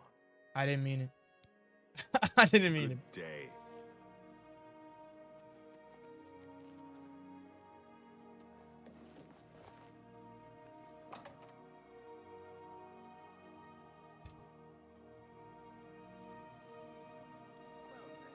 Stop right there, criminal scum. Oh, brother. Nobody breaks the law on my watch. I'm confiscating. Just take my money, man. I didn't even steal anything. I don't get how you can call Donkey Kong woke. Yo, Jimmy, I don't know either, man. You have my. I'm just relaying the information, bro. I don't like the game is okay. One, the game isn't even out yet, and two, it's a game about fucking monkeys. How woke can it get? Genuinely. I don't think Donkey Kong is out here preaching for like abortion fucking rights or some shit. I don't know what you can consider woke about it. Why do you want the monkey to have titties? What do you? How is the game gonna like gain anything from that? Greedy. Send a TikTok universe and I'll restart the game. I would lose no progress, bro. How are you? What do you want? Oh wow. Have you been The Switch 2 is a scam. Leave me alone. That book is mine. I think the Switch 2, right? The console itself is fine. Like, you know, you get the PS1 till 5, like I said before. I think the console itself is fine. I think the price itself is fine. What is not fine, and I think everyone can agree with this, is the game prices. Like, they're expensive, man. $80, $90? That's crazy. The two best games that released this year, Oblivion Remaster and Expedition 33, were both $50. And everyone's voting for Expedition 33 to be the game of the year. And that game is $50. It's just like, it really is like a skill/price issue. Now, if I can't go into the monkeys, well, dude, yo, you say that as a joke, but like, this is how these people think. Kyle's he's trying to jerk off to fucking the female monkey. Dude, it's a kid's game. What do you mean it's woke? What are you talking about? What? Well, when was like the whole like, it's like acting like as if flat girls don't exist, or even then that doesn't even fucking matter. It doesn't even matter if flat girls don't exist. It's the fact that like it's a fucking kid's game. It's like complaining about how Minecraft is woke because none of the female skins have boobs. Like, what is your angle on this? Are you threatening? What do you mean? I'm an upstanding citizen. I have nothing. I don't think to hide. threatening him was the best course of action. Very well. I can see you're familiar with Menkar Cameron's commentaries. I know that Daedric cults are not quite the thing socially, but that's just foolish. I don't know, man. Superstition. I know they're grifters, and I get really worked up over it, and I know it's just like they're playing a character of some sort, but fuck, dude.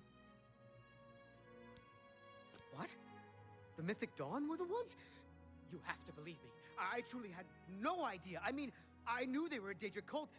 Menkar Cameron. I know the Donkey Kong game is gonna do great, but it's just like it like hurts to imagine them making videos and calling it shit because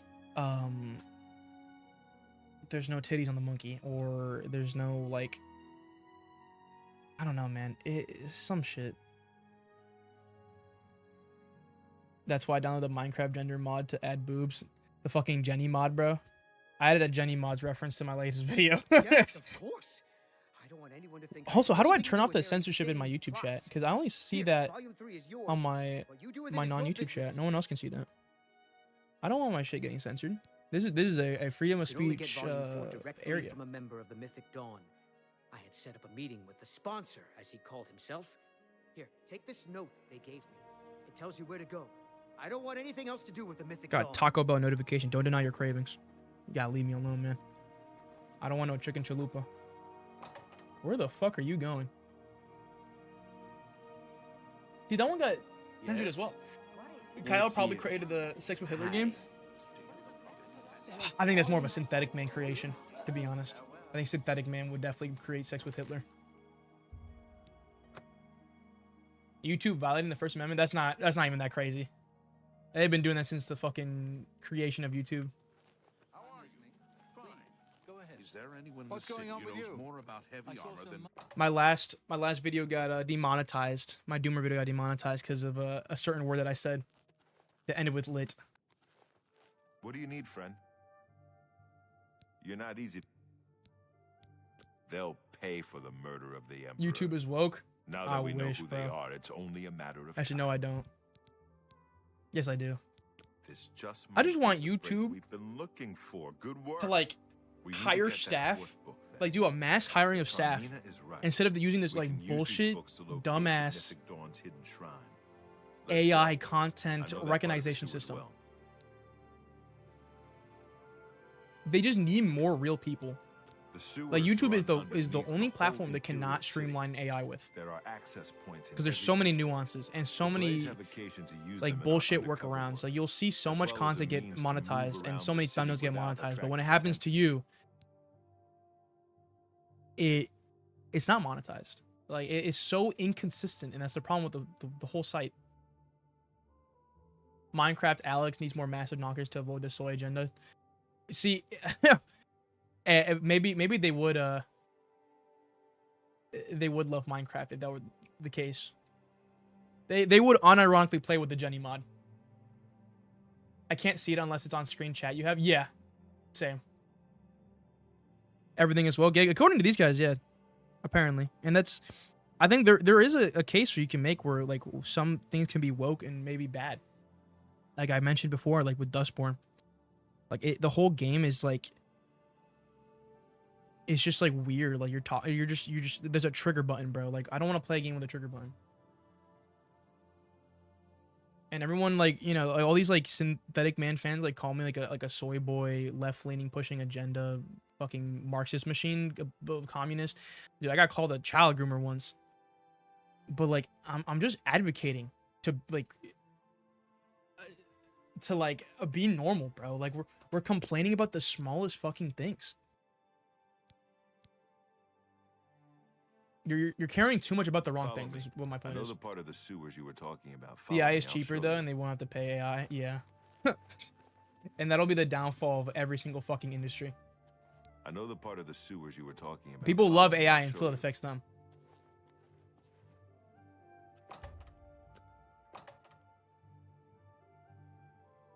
Did you play Dustborn? No, but I watched a lot of people play it. How goes it? Okay.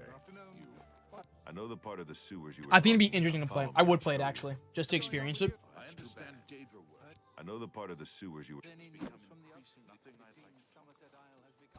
Night is so woke. I can't believe this. I'm the wokest of them all, dude. I am the wokest YouTuber. I woke up and started gaming. I've been awake.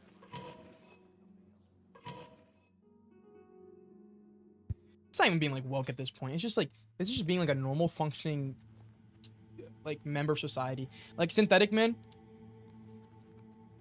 Like if he just went outside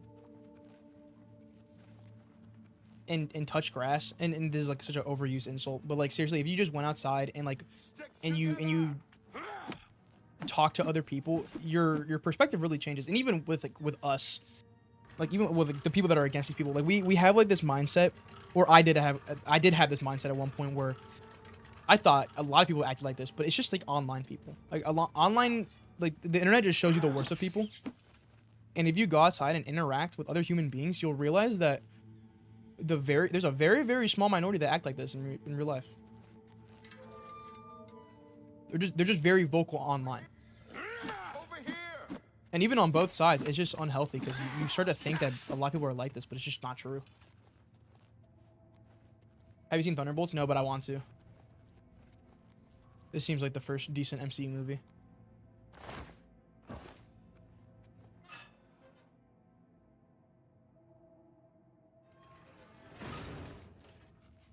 Get my back.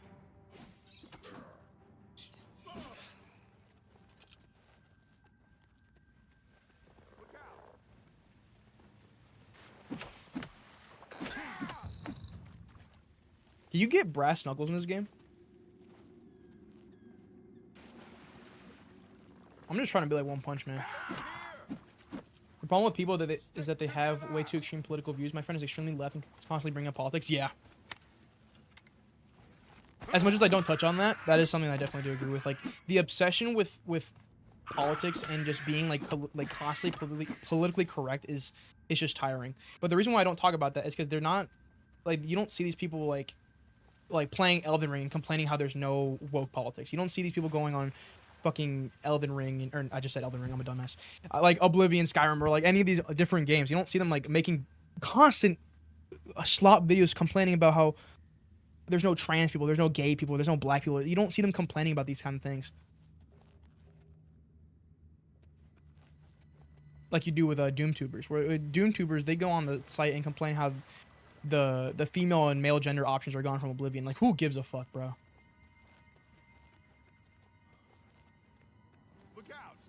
Like just being like the polarization of our society, like how different people are, and how like we're both sides are just leaning way too right. I'm not trying to sound like a centrist here, like a spineless centrist, but it's just the truth. Like we're just doing too much on both sides. Some people are just too political and it's depressing to see. Yeah, it's just an obsession.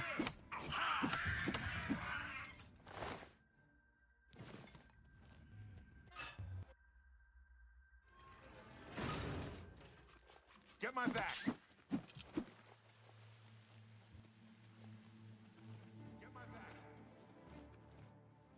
Nye, do you want the power fist from Fallout right now? Yes. I really hope I can get some sort of like brass knuckles or something, because I don't want to be this weak forever. I know for a fact I'm going to hit a wall where I just can't progress because of how weak I am.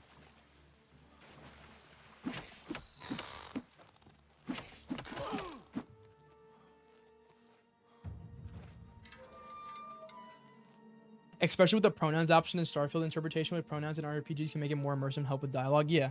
And also, you could just troll with it. Like, it just gives you more player freedom. Like, you could look like the most manliest man ever and be called a she. Like, people would want to do that. Like, it's just giving freedom to people. And it's like, it's just so over dramatic and ridiculous to see like a grown man screaming about it.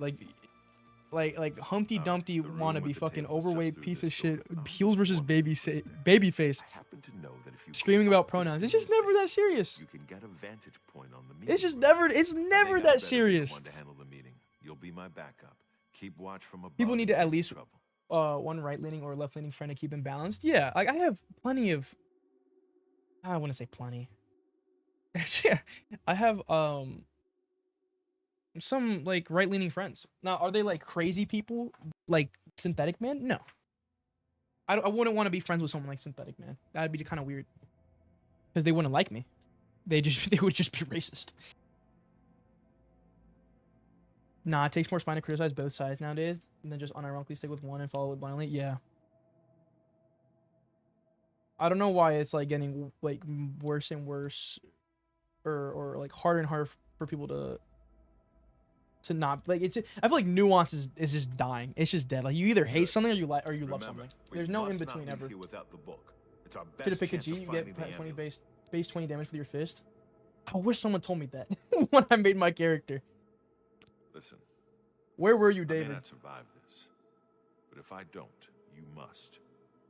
You must recover the book and find the amulet. People bitch longer about something they see once than just skipping past it, like the Starfield pronoun stuff. And in the bathroom in Dead Space, where I made you record that bit for gaming as well. I thought that was really funny.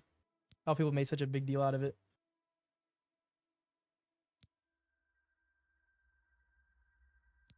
I'm glad to have you at my back. Okay, let's do this.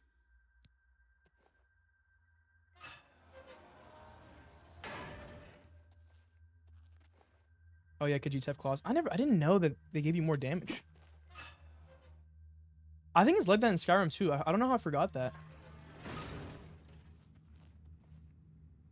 We agreed I would meet the sponsor. I hate when people put themselves in the echo chamber and just have friends that agree with everything you say. Yeah, this is something I mentioned in my either a lot of my videos or my last one, where like I would hate to have a friend group where it's just people who think similar to me. Like, why would you not want to be challenged on your views? it gives you like a larger perspective on things, something that you would never want to agree with. And if you do have a friend like that, they can kind of try and show you how they see things, which is such a foreign concept for a lot of people. Like, if you want to stagnate your growth as a person in general, then just keep being friends with people that think just like you and never think otherwise, never like step out of line.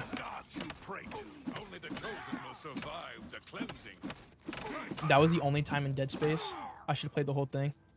Did you stop playing when you got to that part that I made you record?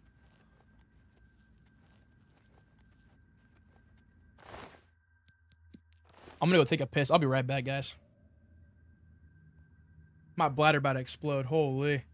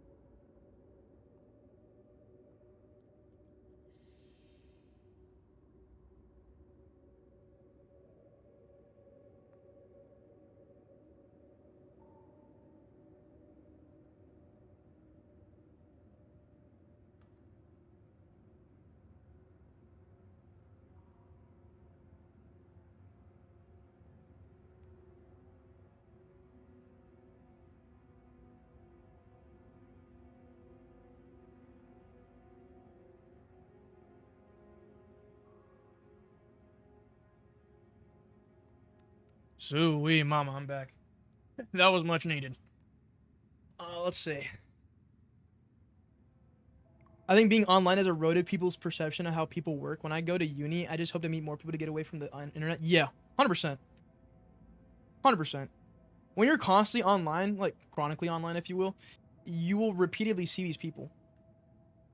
Like, the amount of like Agartha fucking white supremacist edits I get on my TikTok page is like insane. But you have to realize, like, this is such a small minority of people that you'll actually meet in real life, if you ever will meet them in real life. Because like thoughts like those never really come out in public because they know they're not socially acceptable. The game doesn't explain it to you. Also, goblins that are unarmed actually do more damage than one that have weapons because they do 18 base damage unharmed. That's good to know. Played like an hour past that, but yeah, I stopped after that. I need to play those games. Dead Space. I don't think I've ever played no, I've played a couple horror games, but nothing crazy.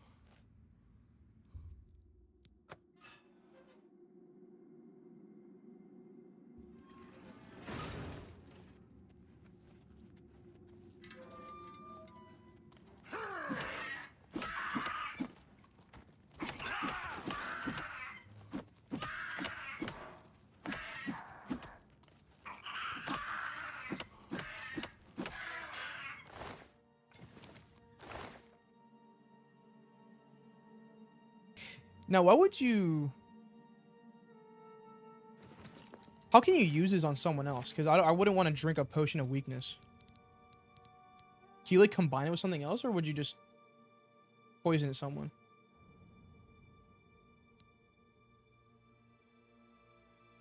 You play Anthem as game of the year? Alright, Kyle.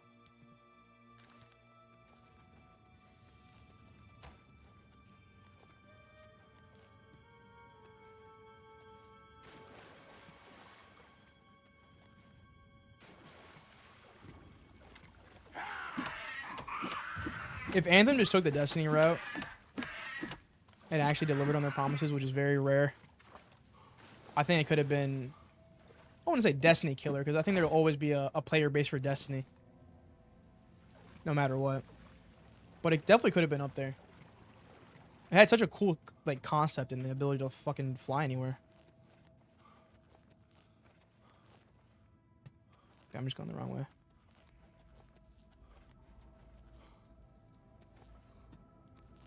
Where do I go? Oh. Anthem wasn't that bad. They fixed it, but it was so bad on drop that it couldn't redeem itself, so they gave up. And that's a lot of games. That's how it usually goes. Which sucks, because I would have actually loved to play Anthem if they... Whoops. If they actually delivered.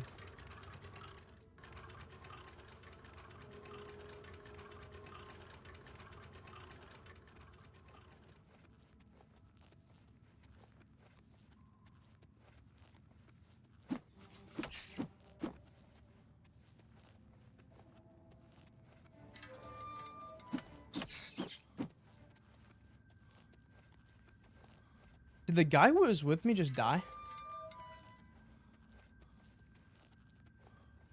I thought he would just be unconscious. He's not killable.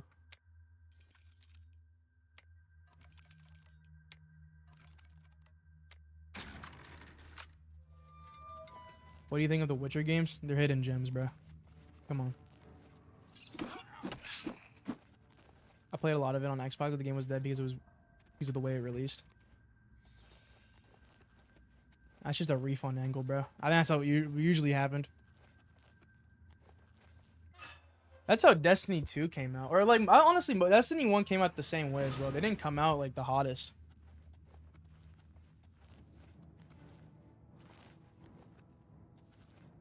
But I still love Destiny 1, even if the way it came out was very unfinished. Same with Destiny 2.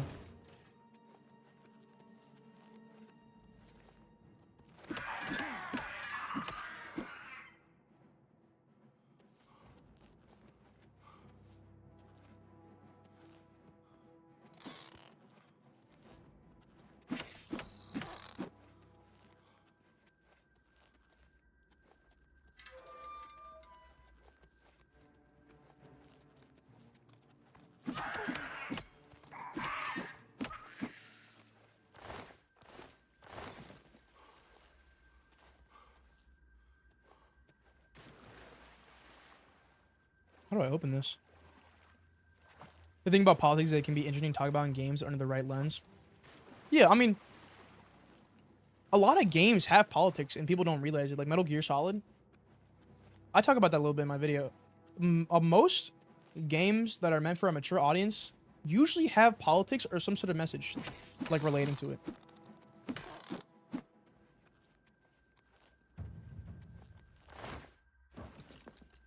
Like Skyrim's like beginning is literally a political war or like a war against two different nations. And how Skyrim is for the Nords or some shit. Like it's very common for games to have these kind of things. It's just it depends on how you interpret it. Like some people will see it as a negative thing, but like it's like yeah, it does depend on how you view it, but like I'm trying to think on this one.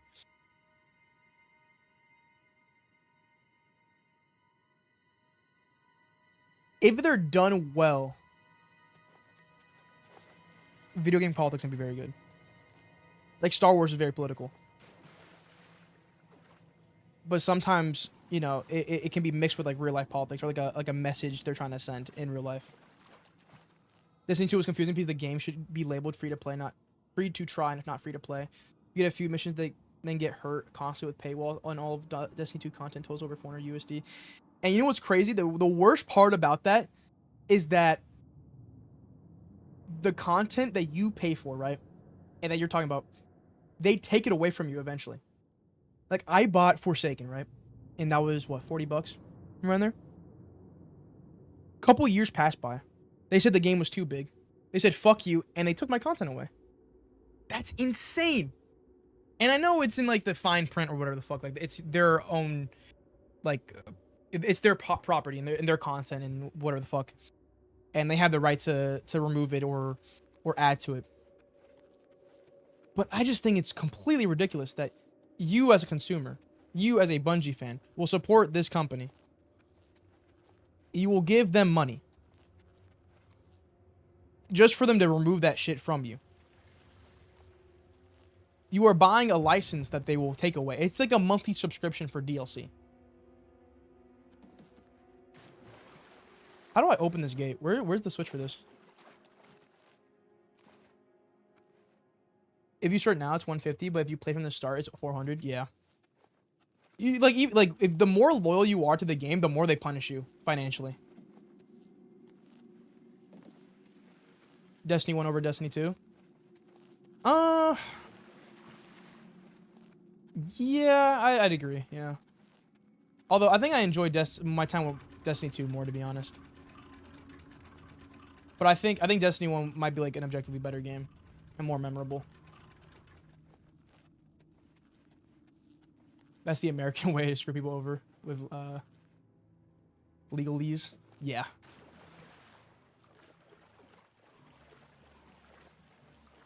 It's just insane that it's happened multiple times already.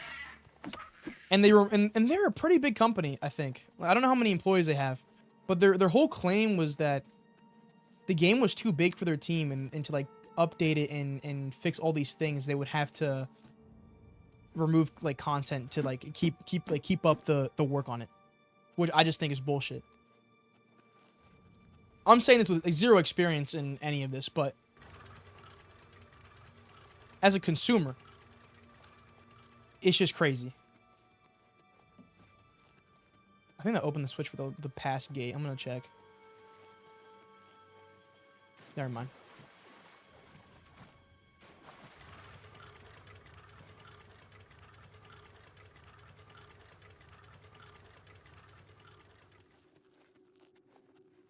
Best Halo game? I haven't played Halo. I want to, though. I have the whole collection. I just never gave it a chance. You see they removed Sackboy from PlayStation Productions intro? Crazy how much Sony hates this little guy? Yeah. They're kind of like washing it away. They're rewriting history, if you will. Like Sackboy, I wouldn't say it was the mascot of PlayStation. If I fuck this up, it might just... Is it over? Because I don't have any more bobby pins. But yeah, they're kind of trying to forget about Sackboy because they gave him three go-to games, right? Then they gave him fucking Sackboy Adventures and they just kind of forgot about him. What's up, Boba? Welcome back. Halo Reach. Yeah, that's what usually I hear from is that Halo Reach is the best. I think I played Combat Evolved with my friends and all we did was just kill each other. It was either that game or another one where we did a co-op campaign. And we just fucked around the entire time just killing each other. Fuck.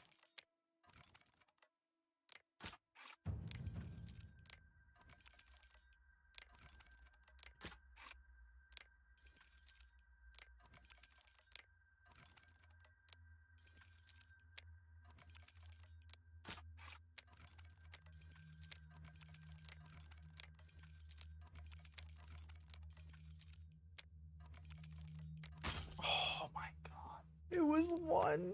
It was one left. Oh my god. We tried Halo and we got bored and TK'd each other. Yeah. I want to play. I do want to like sit down and actually experience the game though. Eventually. This was my favorite Halo game and my first game ever that I played was fucking Reach. Yeah, I feel like as a I feel like kind of a fraud if I'm being like a YouTuber that talks about video games and I haven't played the classic Halo games. I'm doing something wrong. Fuck, dude.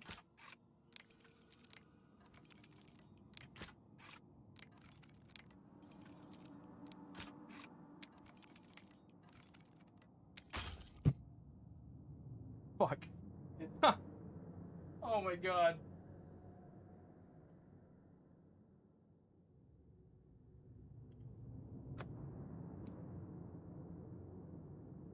I want an XCOM style Halo spinoff where you manage Marines and ODSTs and assist a few Spartans during the campaign. That would be really cool. Didn't they make a Halo RTS?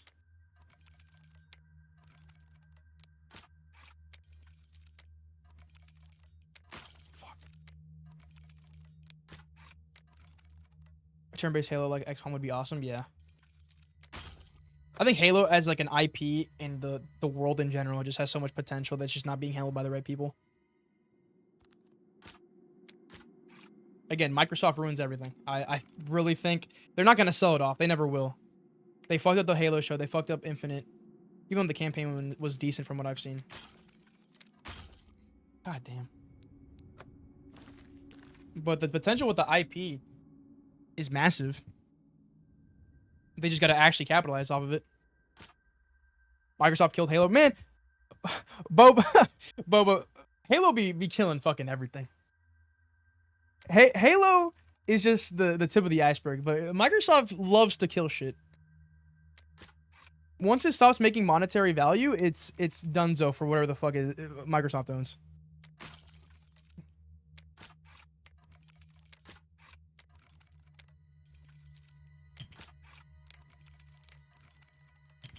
Oh my god, bro. One more time. I got this.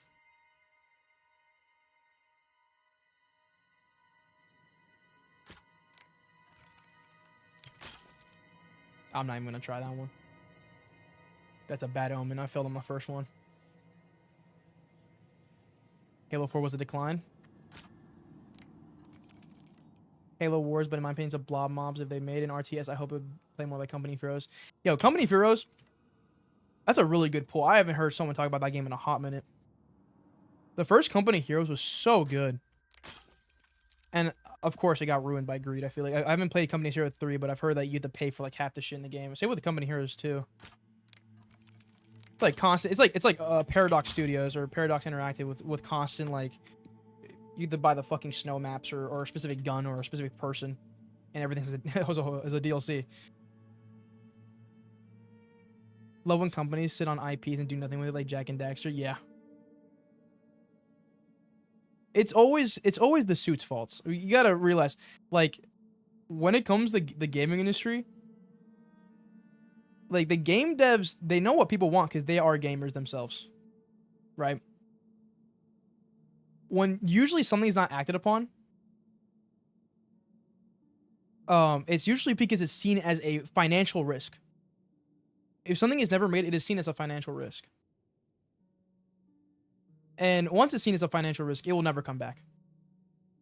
Because why would... Okay, let's say you have, like, Call of Duty or Jak and Daxter. Would you rather make another Call of Duty and print another $1 billion fucking dollars, right? Or would you rather make Jak and Daxter where it might have a player base still? And sadly, we know COD has a way bigger player base than Jak and Daxter. It's just like you always have to look at it through like a financial lens every single time. That's just how it is. This is usually how capitalism funnels things.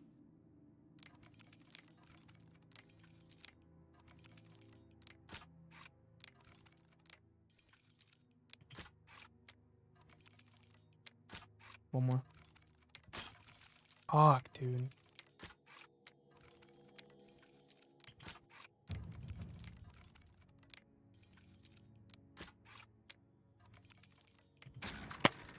Holy shit.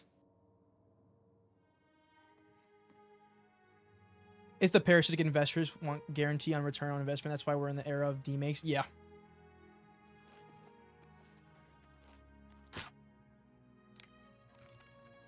You can't mix, like, financial shit in art. Video games are an art form. It's... Once you infest it with shareholders and profits and all this shit, it'll never really, like, get out of it, if that makes sense.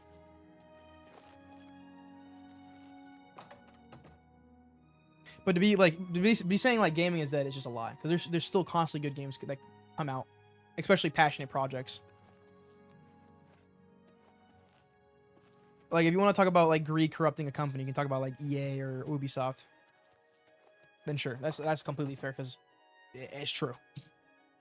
When Microsoft dies, probably never. Yeah, no, it's never going down. And it goes to company heaven. God will list, but every IP is Kill Witch, Halo, COD, and so on. Yeah. Microsoft just needs a new person to show up. See, that'll never work, because nothing will change. They're gonna hire a CEO that's like similar to the last one. Fucking, what's his name? Phil Spencer or something like that.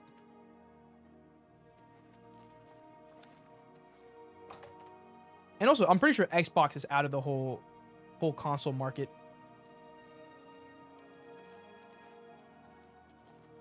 I think they're going all in with PCs and stuff. Console wars has been dead.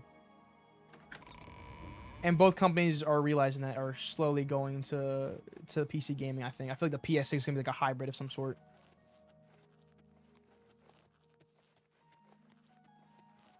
You have my... Switch, I don't think the Switch will, or Nintendo. I don't think Nintendo will ever give out their content to other platforms. And they don't need to. I think Nintendo will probably trump every other like console leader, solely just from the IPs that they have and they own. And I don't think they'll ever give those up to people. Ever since gaming studios became publicly traded, putting minimal viable products rather than full experiences, yeah.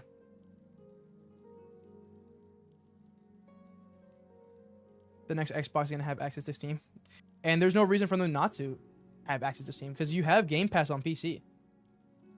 Once you combine those two, like, there's no reason to... Because, like, the reason why a lot of people, or, like, the average consumer doesn't want to buy a computer is because it's complicated and they're scared of getting scammed of some sorts. Like, they don't want to learn how to build one. And there is pre-builts, but sometimes, you know, their pre-builts don't come out good. And it's, like, it's complicated. A console, you just plug it in and play. If they can combine Steam with Game Pass, there's no reason to not get an Xbox if you're that kind of person. Capitalism will always be a thorn in art. The best part of pieces of art I've seen take risks to tell their story, but that's antithetical to making money. Yeah. 100%.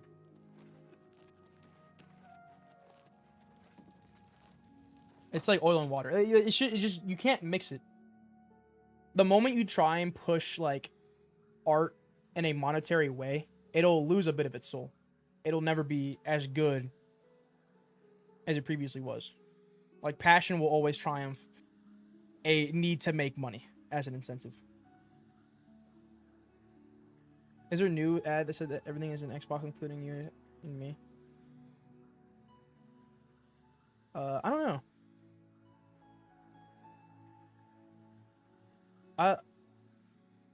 I know that they're trying to, like Xbox is taking a different approach to console gaming. And the whole PC thing, definitely I can see that happening. They're just trying to make everything like Game Pass and shit. Because I'm pretty sure they make most of their money off Game Pass. I don't think that gaming is dead, but I do think that we've been getting less good games per year for the last decade. Depends on where you look. If you're looking at, like, hard push games that have, like, massive budgets and marketing, then I could definitely agree with that. But the amount of good games coming out every year has not stagnated. Like, one of the best games to ever be fucking made came out not even a couple years ago. Like Baldur's Gate 3 or Balatro. And Balatro's an indie game. Like, there's so many good games coming out every year. It's just, you have to expect less from AAA companies, because remember, like, when you're playing an indie game, you're playing a person's passion project. When you're playing a AAA game, there's a coin flip on whether it'll be a moneymaker or a passion project. There's still, like, very good games coming out from AAA studios. It's just the ones that get focused on a lot are the ones that you should not be buying from. And also, these AAA companies are going for, or they're going for more, like, mainstream audiences, if that makes sense. Like, it's less for gamers and more for a large group of people. Like, the latest Monster Hunter, the game is great, right? But you can kind of tell that they dumbed down a lot of the systems from the last game.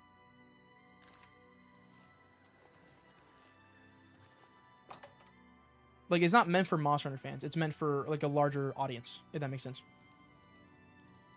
There's only a few games on Game Pass that I actually wanted to play, which is Bannerlord 4 is some of the better titles are buried under EA Play or the Ubisoft subscription. Yeah, honestly, I don't like, whatchamacallit, Game Pass, because the more people buy into it, and they haven't realized this yet, the more people that buy into it, they're slowly going to condition people into not owning their games. They're conditioning people to not own their games and also pay a monthly subscription. Because when you buy a video game, you buy that game for life, and whether that be 60, 70, or 80, you have it forever, right? If you buy Game Pass, you don't own that game ever, and there's a chance that it'll go off the Game Pass eventually, so you'll never have access to it again unless you buy the actual game. And that's why it makes so much money. Like, yeah, it's great because you have such a wide selection of games, but they are conditioning you to not own shit anymore. But art cannot exist without the monetary incentive either. You cannot make art with no regard for the financials, as it's unsustainable. Yeah, and that's the worst part. That's where the starving artist meme came from. Like, if you want to make true art and only focus on art, you're kind of cooked. You're gonna fucking make nothing. Which is something I kind of encounter with my own content. Like, if I want to make just true, like, passion projects, then I still do, like, put passion into my videos. But if it's like 24/7 just passion, and like I do what I want to do constantly, like, I can never make this an actual career. Cloud gaming is becoming real streaming services, but for games. Yeah, I mean, I don't think it'll ever be super mainstay until everyone gets incredible internet. I mean, look at Google Stadia. They really tried to make something happen, and it just didn't work. Are contemporary with Tiber's septum over 400 years ago, so he is unlikely to still be alive, although you never know. The holy book of the mythic dawn. And what Google Stadia tried to do, I wouldn't say it's a bad idea, because there's some people that just can't afford good hardware or other things. And I think it's a great alternative to people that don't have those, that ability. But Stadia, I think, should have been was it a console or was it a subscription service? Because I know they had a controller. It was just so forgettable. Screw Stadia, yeah. I don't think anyone actually bought it, besides like a couple people. To Mehrunes Dagon, you'll need to study the 4 volumes of main. I just don't think we're technologically there yet. I don't want my game to have constant input delay. Practice of these kinds of esoteric cults to put hidden messages within their sacred writings. In effect, simply by finding their way to the shrine, prospective members have already passed the first test. What happened to Google Stadia? Enlightenment. No one bought it. Not a single person bought it, and they shut down in like a couple months.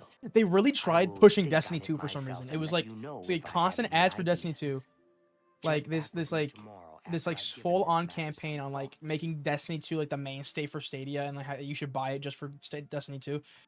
It never worked. Because like, why would you buy Google Stadia just for Destiny 2? Admit to practicing it now that the Mages Guild has banned it.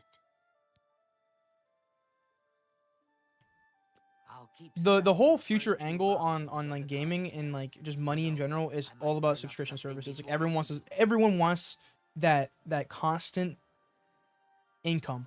Because why would you would you rather have like a monthly subscription, like a monthly paycheck of a 10 million bucks, or a yearly paycheck of 10 million bucks? Because like, if you can make every game a subscription service, it's just infinite money. It's an infinite money printer. Now, you're not going to see GTA doing this, but what GTA 6 will do is make the game $100. I genuinely think they will make the game $80 or $90 or $100. It's not crazy to think about anymore. Now that Xbox is moving towards like an $80 subscription, but $80 like base price tag, it's not crazy to think they can do that with GTA 6.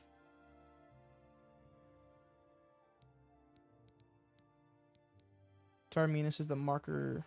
Cameron had hidden a message within his writing, so only the enlightened ones could join him. Let's keep going. Let's just study these books some more. Which books are to study? Did he give me one?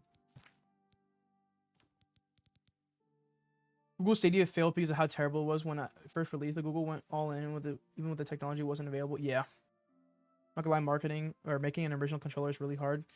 That's because the controllers we have now are kind of perfect. I think the only way I can see it being improved is if Steam made a controller, because the Steam controller was very ahead of its time. I want to play Marvel Rivals with my friends Goon and Emma Frost. Have a good one. Alright, see you, Jimmy. You goon hard, man. What is the worst gaming controller? I think 64 probably. That shit was hard to use. Welcome to the club, Jimmy. Yeah, James been trying to put you on, bro. James been trying to put you on.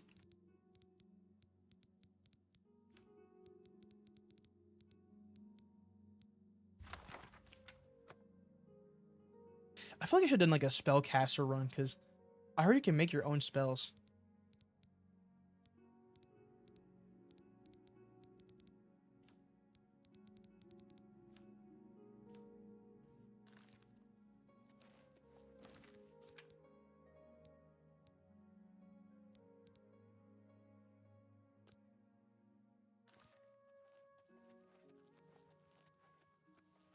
Even though I'm struggling with it, this game is a lot less handholdy, which I like.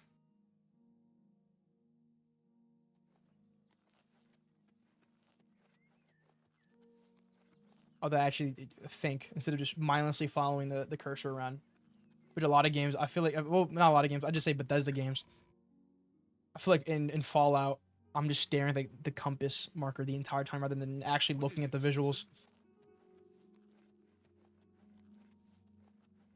I actually have a hypothesis. They will make GTA 6 $60 or $70 because Rockstar expects to make more on GTA Online microtransactions this way. More people will buy and get hooked. That's actually not that crazy. I can see that happening. If they don't make it $100, I know for a fact they will fuck you on GTA Online. I never got into the online portion of GTA, but I know a lot of people that did in the goddamn shark cards. And a lot of their money came from there. But I could honestly see them. It's not even that crazy. I could honestly see them make it $100 and still fuck you over with shark cards. You have my ear, citizen. Because you gotta understand, I like GTA is a different beast right now. There's so much hype behind GTA 6. Good. And people will give up an arm and a leg and basically anything just to experience that game. Normally, I wouldn't approach a total stranger like this, but Gillen seemed so insistent.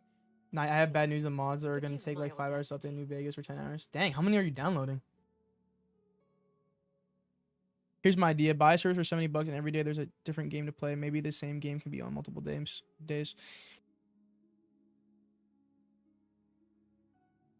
Well, was it like a one-time purchase? Because if it was like 70 bucks like a month or a year, I would not buy that. Here's the thing.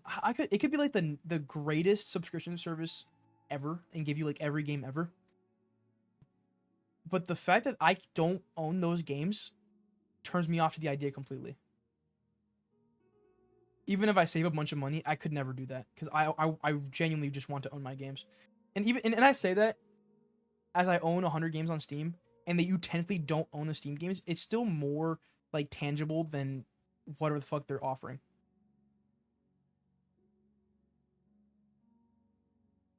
They have the shark cards or GTA Plus, which gives you monthly rewards, but not enough rewards that you still buy shark cards. I can never imagine myself trying to buy GTA money. Thank you. Gillen always tends to exaggerate. Wait, I just realized it's basically cable for games. Yes, one time. I don't know. I would still would rather own my games. Whenever I get the chance, I always try to go for physical copies, which you can't do that on PC, which sucks. But if it's like a console like Nintendo or PS5, I always go for the actual disc copy. Because once you buy that, it is yours, and they can never take that away. My dad downloaded collection, that's why. Dang, I mean, how big is there? Is there that big of collections for New Vegas? Because I feel like the moment you reach past like 100 mods, it's gonna crash like every 2 seconds. I thought Game Pass was like $20 a month. I thought it was $1 a month. Or is Game... Actually, I think Game Pass is like only $1 for like the first month. Do you think the alleged $2 billion budget for GTA 6 is real? I've heard it multiple times, but it sounds too unstable to be true. I don't think it's $2 billion, because I don't know where they would be getting that money besides GTA Online. And even then, $2 billion is like an insane amount of money for a video game. And you're completely right, it is unsustainable. Because if they keep continuing this trend where it's like more and more and more and more, GTA 7 will be like fucking $10 billion to make. It'll pop. It's a big bubble that'll pop eventually. If they just keep making these games more and more like just budget focused. It's like a movie. Fucking Red 1 was a $1 billion budget, made like $100 million. Like it's just not realistic. And if they do want to break even, which is why people are saying it's gonna be a $100 game for a $2 billion budget, then that's why I can see it being $100. Where's GTA game? Probably the first one. All of them are pretty good. It's like 26 gigs. It's GTA 1 or 3. Yeah, probably. But even then, I can still see people like getting value from the old games, even if they are relatively worse compared to the most recent ones.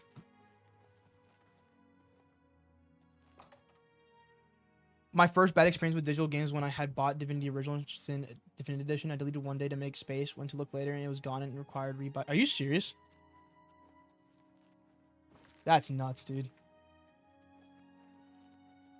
I don't trust any other company besides Steam with my money. Like, I hate Origin. I hate the Ubisoft Plus shit. And I think Peanut Butter Gamer, he made a tweet about it that he had a copy of Minecraft and it was taken away from him because he never merged the accounts. It's like any company can just like swoop you under your feet, you know, like with no notice at any time. I think people are starting to like slowly finally realize that. Lower budget movies or games make more money, which makes a lot of sense. Yeah. It's an honor. Once you start reaching that $1 billion budget for a video game, there's something like wrong going on. There's too much, but it is Rockstar, and I guarantee GTA 6 will be an amazing game. Will it live up to the hype though? I don't think so. Which is a crazy take, but I don't think so, because people are expecting this game to be in development for 13 years, which it hasn't. It's been in development since like 2018. If you'll come with me. They're expecting this game to be like life-changing, and it might be. I'm hoping it'll be life-changing. I'm praying this game will knock the socks off every gamer, and it will like lead the industry to a different path or some shit. But I think the level of hype is unparalleled for GTA 6. It is genuinely on a different degree than any other game that has come before.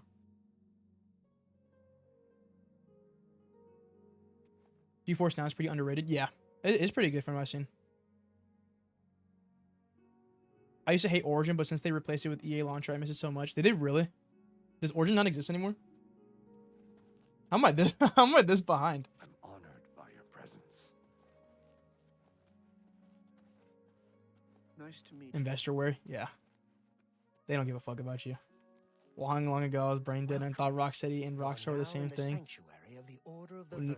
You can never confuse them now, because they are Rocksteady completely fell off. We are, for lack of a better word, defenders. We guard the city. They went from making games like Arkham City and Arkham Asylum to making fucking Gotham Knights.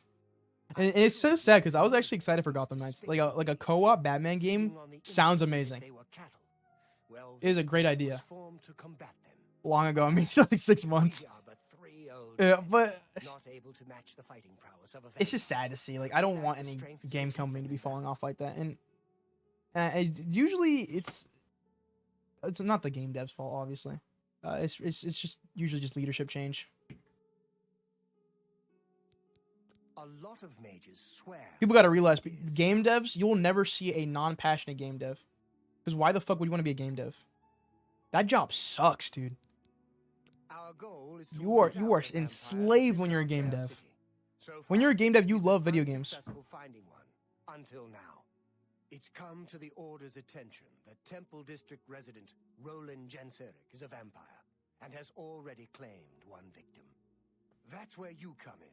We want you to slay this vampire and cleanse the city of his You got a filth mod Arkham Knight to before make he great. can I've never feed played an or Arkham Knight kill mod. again. I didn't know that was popular. Or a thing. A few nights ago, I was roaming the city as I'm just waiting for Def Jam remake with updated roster so I can fight T Swift as Nicki Minaj. What? What did I just read? I rushed into the back garden to find Roland struggling with a woman. Taylor Swift as Nicki I tried Minaj. to intervene, but he was too strong. Yo, what game is Threw this? his lover to the ground and turned his attention Origin was on bad, me. but EA launcher is literal hell. managed I to wish run back eternal into the street generational curse and upon escape everyone his who's grasp. involved in its creation. I hid for Yo, a while and then returned see, to the garden. and like this obsession, and I know why they do it. The woman was dead. She I know had why they do it. Is because they don't want knocks to on give a the cut of their neck of her paycheck neck. to Steam, but they gotta That's realize when they I are realized losing he was a vampire. lot more money than they are The gaining Order when they needs make to their own track stupid fucking and launcher. destroy him. Epic Games is a great launcher, but people won't use it because they are so loyal to Steam, and I'm the same way. That's not crazy to think that way. And Borderlands, I think Borderlands was the game that did this. They launched first on Epic Games, and people waited to play Borderlands 3 just so they can get it on Steam. That's how loyal people are. And to think that you could just make your own launcher and expect it to fly well and make you as much money as you were to make on Steam is just so stupid.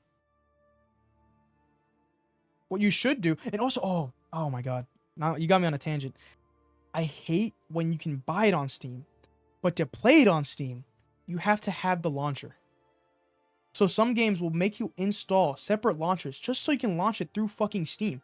Well, what sense does that make? Why would you do that to me? I would start by searching Just let me launch it through Steam, because now you have like so much bloatware now. You have both Steam and this stupid fucking launcher running at the same time. I don't want that. Chinese workers, when you say work is fun. I thought Arkham Origins was great, but City was better. Yeah, Origins was I didn't really like it. I have no issues with EA launcher other than logging me out as much as Origin. It hasn't crashed me as much as Origin did. It's just the inconvenience. Like to be fair, we are very spoiled as a consumer. But to do this like anti-consumer practices and make you install your launcher when you're getting it on Steam, what is the point? It's one or the other. It's one or the other. Just do not make me install two different launchers. They drink the blood of others to conceal their true nature. Change is hard for people for game Such development. Yeah. trickery makes them difficult to find.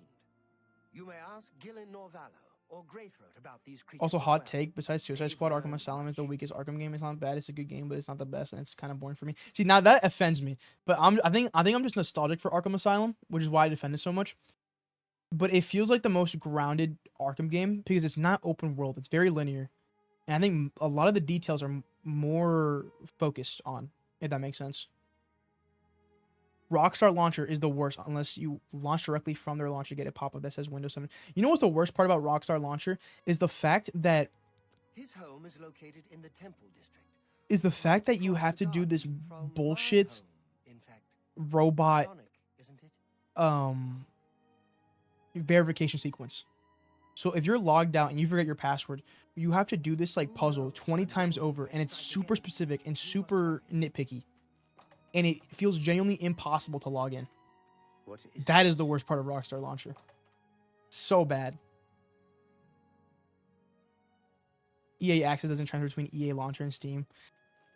Yeah, and it's like I think they try to make it bad on purpose just so you can just get it on the main platform instead of the Steam platform. What is it, citizen?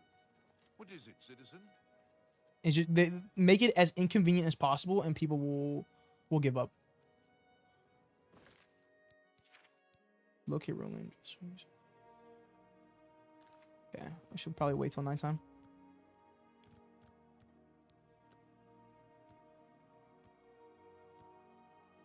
Sorry, what? Arkham Asylum is amazing. Long live Joker with roids. Yo, that boss fight was so fucking whack, though. It was so ridiculous, and it was kind of disappointing too. I can understand why they did it though, because like fighting against the normal Joker would just be kind of awkward. because Babin would just destroy him.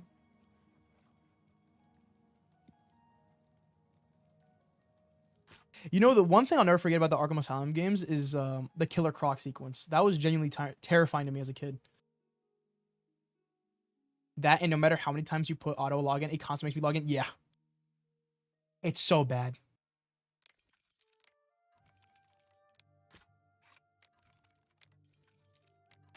God damn, dude.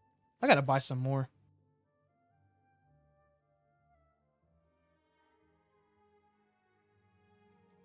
And they never update them either like Steam does. Steam actually cares about their platform because that's where they make most of their money off, obviously.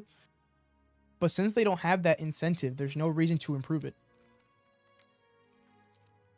I've been hacked twice on Origin. I lost my Apex account permanently because of them. Like, I don't trust these people with my card. I don't trust these people with my money. If they can't even keep my Apex account safe, like, why would I give them my credit card? Fuck. Alright, once I lockpick this, I'm going to get off. Go eat something. Work on a video, probably. Been walking around in Oblivion too much. And failing these fucking lockpicks.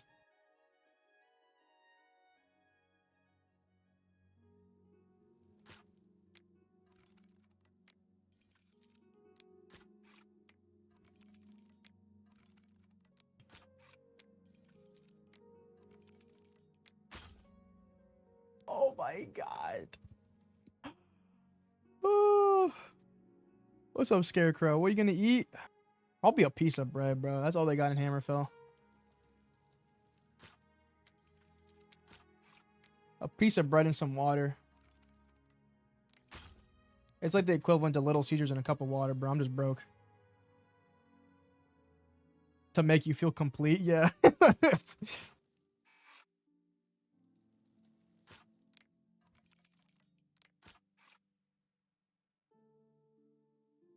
I wouldn't put it past him to be getting a cut on the back end. But what do you mean?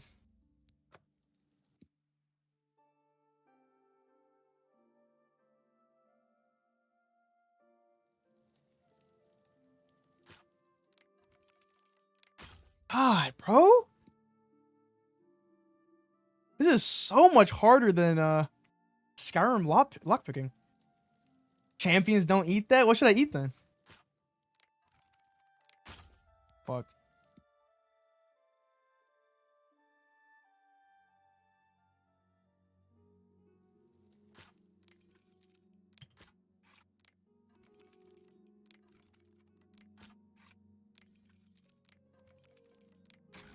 Thank the Lord.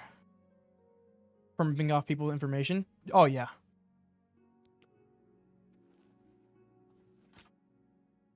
I think every company does that.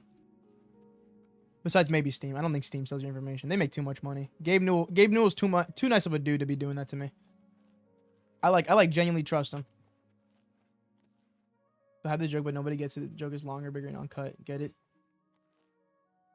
Longer and bigger and uncut. Bobo, you gotta explain to me like I'm a 5-year-old.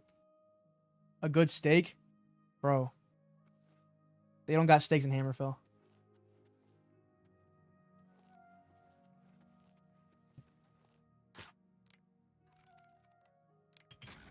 Valve is based, yeah. Valve is one of the few people, or few companies, not people, that have that practice pro-consumer activities. Like Steam could easily make their service or their whole platform subscription based and people would pay for it, and they don't. But there's a lot of opportunities for Steam to absolutely fuck you over, bend you over, and grab your money. But they don't. I think I'm going to save here.